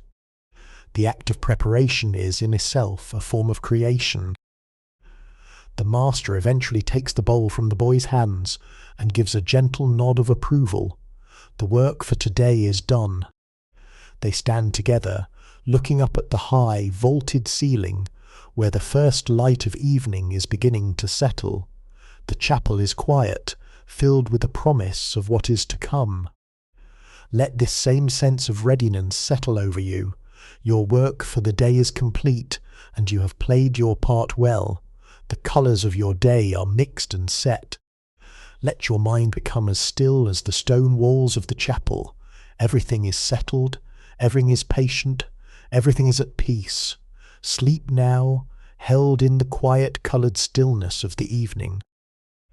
The air atop the city wall is crisp and thin, smelling faintly of cold stone and the distant dark expanse of the sea. Below the village is a cluster of silent charcoal-coloured shapes, with only a few stray embers from a hearth still glowing in a window. The watchman, a man whose face is etched with the lines of many winters, walks the battlements with a slow, heavy tread. His cloak, thick and coarse, pull against the night breeze, but he does not shiver. He is accustomed to this silence. He does not carry a weapon with any intent of strife. Tonight his duty is one of quiet presence. He is the shepherd of the sleeping city. As he walks, the rhythm his boots against the uneven stone is the only sound in the world, a steady, reassuring beat that echoes the height of the sleeping village below. He checks the battlement, his hand brushing against the cold, smooth rock, feeling the solid history of the wall that has protected these homes for generations. There is a profound meditative beauty in the night watch. He is the guardian of the interval, the space between today's labours and tomorrow's awakening. He thinks of the baker who will soon rise, the shipwright who will return to his timber, and the apprentice who will continue his grinding. He knows that his vigil allows them to rest without worry. It is a humble, necessary contribution to the collective peace of the village. He is the quiet anchor while everyone else drifts in the sea of dreams. Looking out toward the horizon, he can see the faint, silvery light of the moon reflected on the Aegean. Everything is vast, timeless, and perfectly still. The anxieties of the day, the tax ledgers, the shortage of materials, the petty disputes of the marketplace have no power up here. They seem like shadows that vanish under the immense clarity of the starlit sky. He finds a sense of contentment in being alone with the night, a realization that the world is large and enduring, and that his own life, though small, is a necessary part of the whole. As you walk alongside the watchman in your imagination, feel the weight of your own day falling away. You have been running your own race, carrying your own burdens, and navigating your own challenges. Now you are granted permission to stop. The wall is secure. The village is safe. You don't need to be vigilant anymore. You don't need to be the one who worries or plans or remembers. The night watch has everything covered. Feel the coolness of the night air on your face, a gentle, soothing balm. Your legs, which have carried you through the day, feel heavy and relaxed. Your breath slows, sinking with the steady pace of the watchman's stride. The world is tucked in, and you are tucked in with it. There is no danger, no demand, and no direction you need to take. You are simply here under the vast protective canopy of the night. Sleep is drifting toward you, soft and inevitable. Everything is still, everything is at peace. You are safe, and the night is yours to rest in. The artisan's workshop is a place of infinite patience. Scattered across the wooden work table are thousands of tiny small hand-cut squares of marble, glass and stone, each one a different shade of ochre, cobalt or rose. The room is filled with the faint rhythmic scraping of a metal thigh, as the artisan carefully shapes yet another piece to fit in the intricate design of the floor mosaic. There is no haste here. To rush would break the stone or to ruin the pattern that has been slowly emerging for weeks. He leans over the floor, his body braced against the coolness of the stone. He picks up a single piece of dark sea-green glass, turns it over in his calloused fingers and places it in the wet mortar. He presses down firmly, ensuring it sits level with its neighbours. Is a gesture of absolute focus. He is not just filling space, he is constructing a story. He knows that when the light hits the floor at dawn, these disparate pieces, each one cold and hard on its own, will come together to shimmer with a warmth and movement that defies their nature. There is a lesson in this work that the artisan has long since internalized. When he looks at his life, he sees it much like the mosaic. There are the bright golden moments of success and the dark, jagged pieces of hardship. For a long time, he used to try to understand the entire picture at once, becoming frustrated when the edges didn't seem to align. But now he knows that his only responsibility is to handle the piece currently in his hand. If he places this one stone with care, and then the next, the pattern will inevitably reveal itself. The sun begins to set, casting a deep golden glow through the arched doorway. The artisan pauses, his back aching slightly from the hours of bending, and he sits back on his heels. He looks at the vast, intricate expanse of the floor. It is beautiful, not because it is perfect, but because every single stone has been placed with intention. The gaps are being filled, the lines are curving into form, and the image of a calm, tranquil garden is slow coming to life in his hands. As you sit beside him, look at your own day, your own week, your own life. Are you trying to force the final image before you've finished placing the stones? Like the artisan, allow yourself to focus on the piece you are holding right now, whether it is a moment of rest, a simple conversation, or the quiet act of breathing. Place it with care. You do not need to see the finished floor. You only need to trust the process of placement. Your life is a work in progress, and it has become something beautiful, one moment at a time. The artisan cleans his tools, brushing away the fine dust of the marble with a soft rag. He sighs, feeling the day's work settle in his bones. The room is growing dark, and the mortar will hold the stones in place overnight, letting them set firm and strong. Let your mind become like those stones, resting firmly in the bed of the day you have just completed.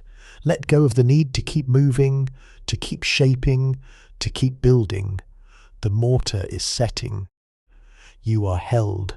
Everything is coming together just as it should.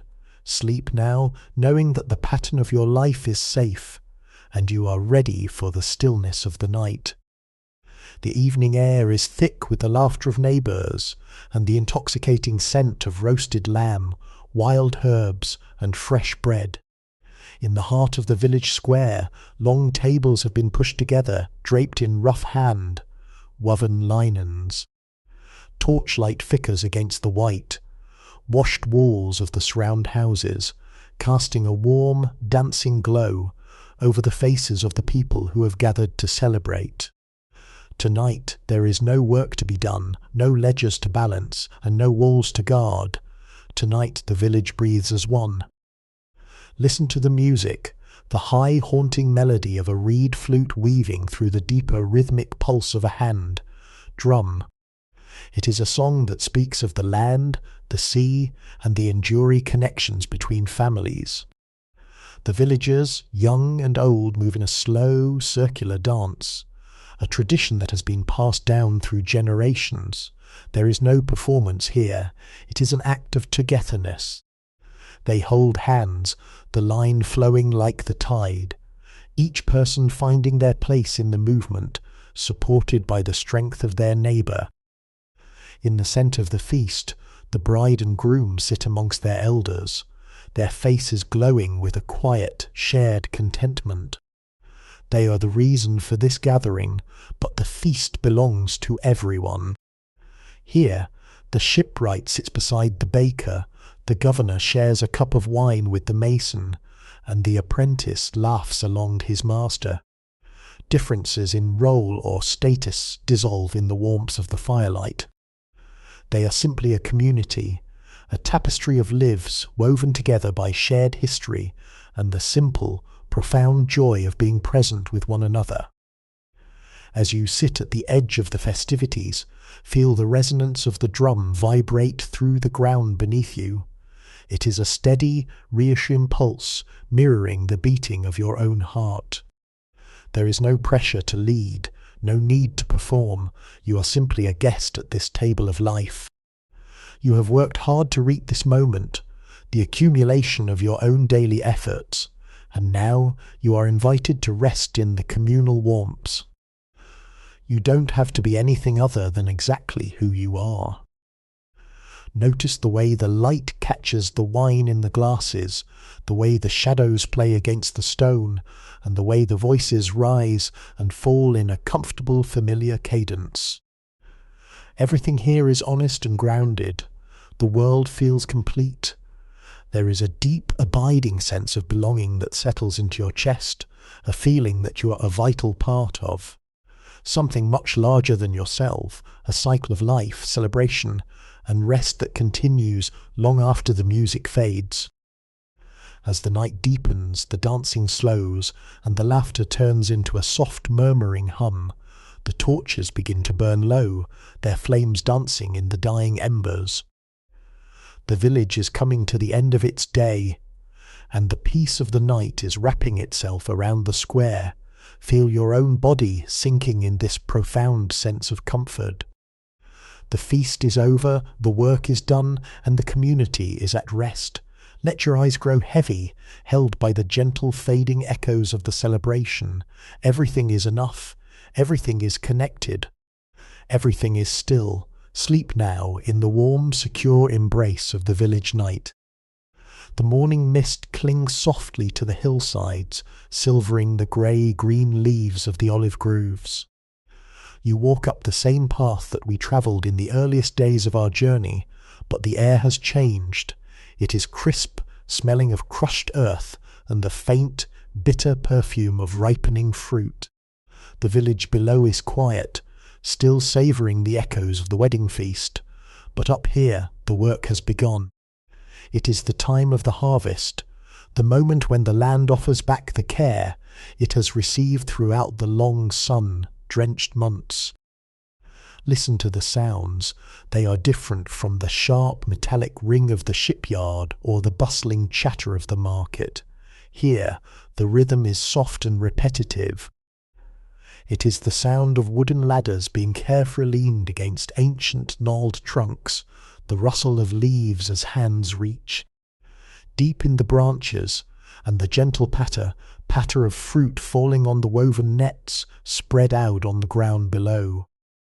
It is a steady, hushed activity, a quiet collaboration between the people and the trees that have stood here for generations. The farmers move with a deliberate slowness, They are not racing against time, but working in harmony with the trees. They know which branches are heavy with oil, rich fruit, and which must be left for the coming season. As you watch, you recognize some of the faces from the village, the same hand that shaped the hulls of ships, the same hands that wove the fabric of the winter tunics.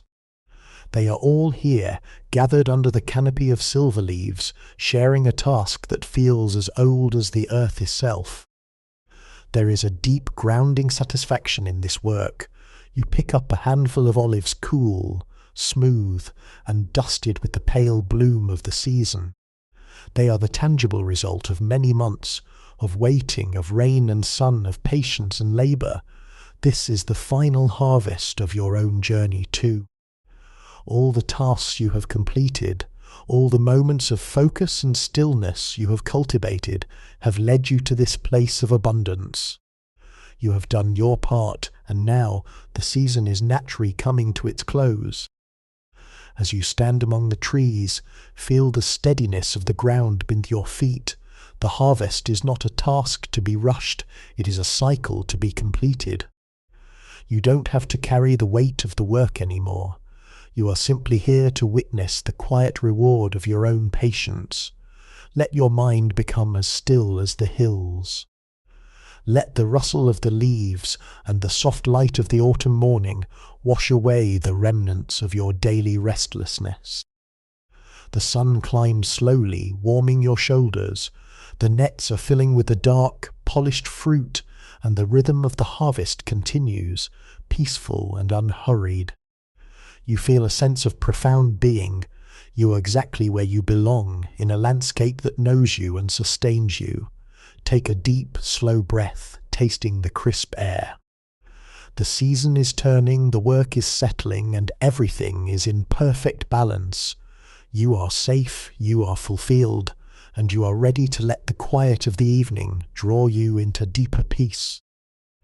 The transition from the cool, crisp air outside to the interior of the stone cottage is like stepping into soft, golden embrace. The hearth is the heart of the home, a deep stone fireplace where seasoned logs have been laid with care. A fire is already crackling, casting long, dancing shadows against the walls that are lined with simple wooden tools and dried bundles of herbs. This is a place that feels as though it has been waiting just for you, a sanctuary protected from the vast, darkening landscape beyond the door. Listen to the language of the hearth, the sharp, sudden pop of the wood, the steady, rhythmic hiss of sap turning to steam, and the low, muffled roar of the flames as they find their life. It is the most primal of comforts, a sound that has signalled safety to humanity for as long as we have been seekers of shelter. You sit on a low stool nearby, feeling the warmth begin to seep into your limbs, loosening the lingering tension from your shoulders and the small of your back. Your hands, still carrying the faint earthy scent of the olive harvest, relax open in your lap. There is nothing to be done here. The work of the day is finished. The ledgers are balanced, the nets are stored, and the bread is baked. Here, in the quiet company of the fire, the mind naturally slows its pace. You watch the flames, amber and blue, and realize that you are mirroring their movement. Your thoughts are no longer rushing toward tomorrow or looping back through the day's tasks. They are simply flickering, settling, and fading in the glowing embers. The stone floor is cool, the hearth is warm, and the air smells of cedar smoke and the faint, lingering sweetness of the evening meal. Everything is in its place.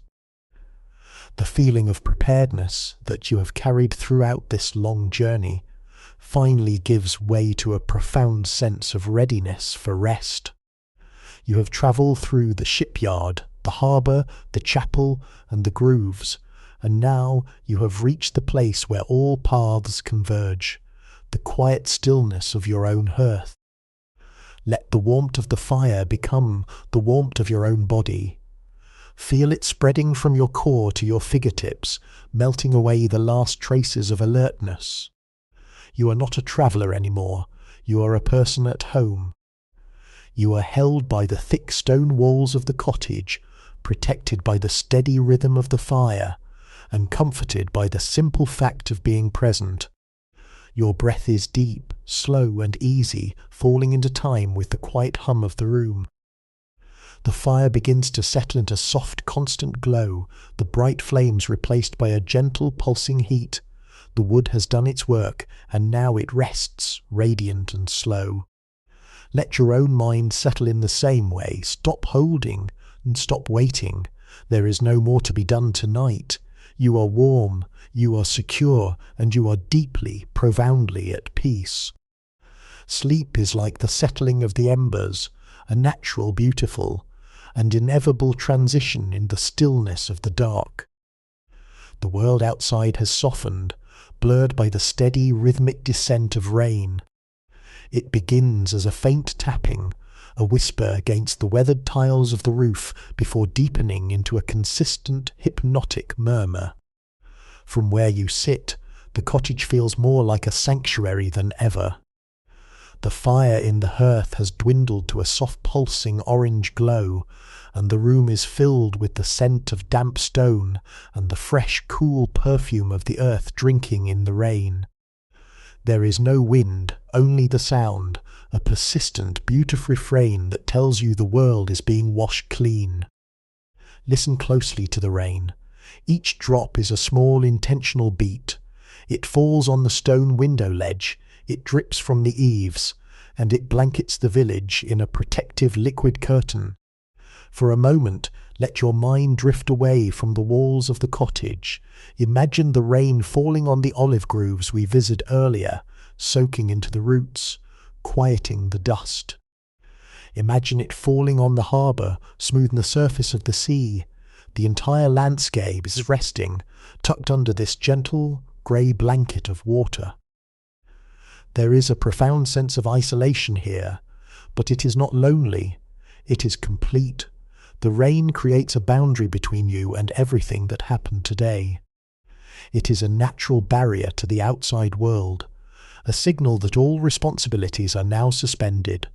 You don't need to be anywhere else. You don't need to answer to anyone. You are simply here, in the quiet, listening to the rhythm of the night. The persistence of the rain is your permission to finally let go. Notice how your breathing has begun to sync with the sound. Inhale as the rain taps against the glass. Exhale as the sound hums across the roof. It is a slow, steady, and inevitable cycle. If your mind tries to wander back to the events of the day, the harvesting, the fire, the long journey, just gently guide it back to the sound. Every thought is just another raindrop falling softly, merging in the vast, dark, and calm expanse of the night. You feel a weightlessness now, as if the rain is washing away the very last of your mental clutter, all the plans, all the decisions, all the what-ifs, they are dissolving into the mist. You are left with only the present moment, held in the warmth of your home, comforted by the song of the sky. The house is sturdy, the roof is tight, and you are entirely safe. The rain is turned into steady, lulling hum, a background noise that vibrates softly in the marrow of your bones. Your eyelids feel heavy, comfortable, weighted by the stillness. There is no need to stay awake, no need to watch the fire, no need to do anything at all. You are drifting in the deep, quiet rhythm of the night, guided by the rain, cradled by the darkness. Sleep is settling over you now, quiet, deep. Everything is still. Everything is at peace. You are home, and it is time to rest. The air this morning is cool and carries the sharp, clean scent of wet limestone. You climb the winding path to the crown of the hill where the ancient olive tree stands, a silent witness to the generations that have called this village home. Its trunk is a masterpiece of sculpture, gnarled and silvered by time, twisting in patterns that only 100 years of sun and wind could create. The earth beneath it is soft and mossy, a place where the frenetic pace of the world seems to simply stop and hold its breath. Sit here, against the base of the tree, feel the texture of the bark rough, solid, and incredibly enduring. This tree has seen the harvest we gathered, the rain that fell last night, and the cycle of the seasons repeating in an endless, graceful loop. It does not worry about the future, nor does it regret the past. It simply exists anchored deeply in the ground, reaching upward with a quiet, persistent strength. In its presence, your own life feels connected to a longer, wider story, one where you are just one part of a vast natural unfolding. There is a profound stillness that radiates from this spot. Look out over the valley. You can see the rooftops of the village, the harbour shimmering in the distance, and the winding roads that we have travelled together. From here, everything looks small, manageable, and perfectly ordered. The problems that felt so large yesterday now seem like nothing more than the movement of a breeze through the leaves. The tree teaches us that storms will come and go, seasons will change, but the core of who you are remains strong, deep-rooted, and resilient. As you lean back, close your eyes, and let the silence of the tree become your own. You have travelled a long way, from the labour of the shipyards to the warmth of the hearth and the peace of the rain. You have carried much, but here, under sheltering branches, you are allowed to be empty. You don't need to hold on to the what, ifs, or the to, does. You are allowed to be as still as the wood, as ground as the roots, and as open as the sky. This is the gift of the ancient tree, the permission to stop trying. You have done enough. You have learned enough. You have moved through the world with grace, and now you deserve this moment of absolute, undisturbed clarity. The wind whispers through the silvery leaves, a sound like a gentle lullaby, telling you that all is well. You are part of something that will continue to grow, to bloom, and to rest in its own time. Take a deep breath, filling your lungs with the clean, morning air, and let it out slowly. Feel the stillness sinking into your bones, anchoring you to the earth. Your mind is quiet, your spirit is light, and you are entirely at peace. There is no urgency, there is no destination. There is only this moment, the strength of the tree, and the promise of rest that follows a journey well travelled.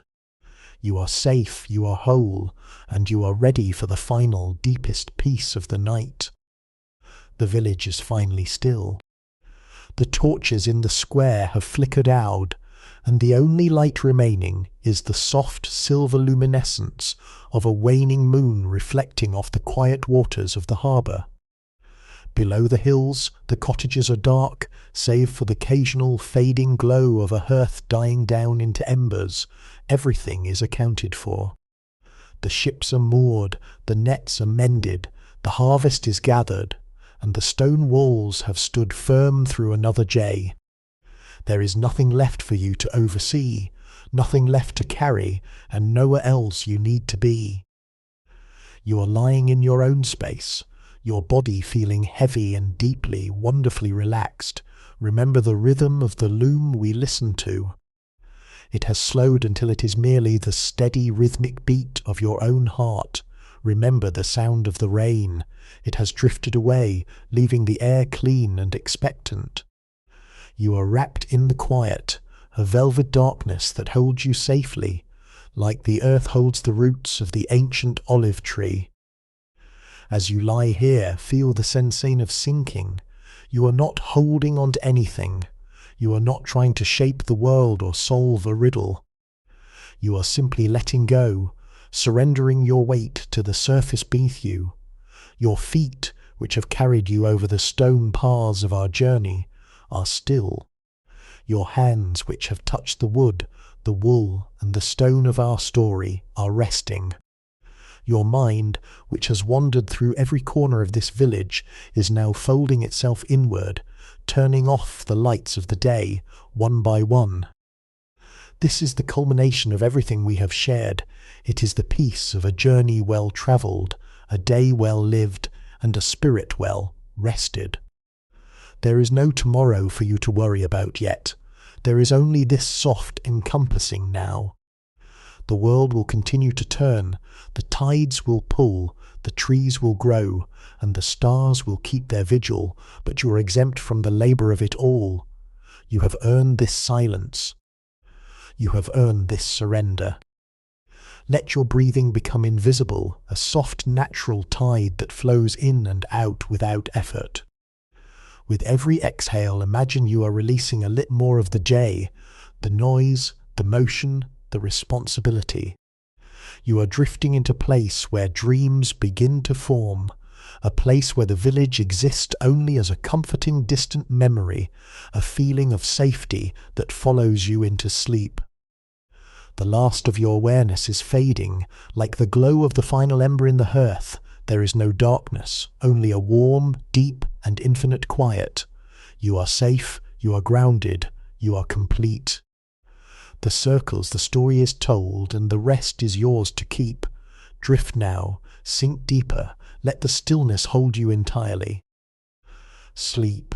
Sleepy History with Benedict is created for relaxation, entertainment, and sleep purposes. The stories shared on this channel are inspired by historical events, daily life, and real periods in history, but they may be simplified, adapted, or narrated in a calming way to enhance the listening experience. This content is not intended to be a precise academic or educational source.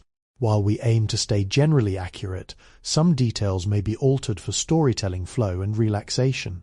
Please do not rely on this channel as a primary source for historical research or study. By listening, you acknowledge that this content is designed to help you unwind, relax, and fall asleep. Thank you for your understanding and support.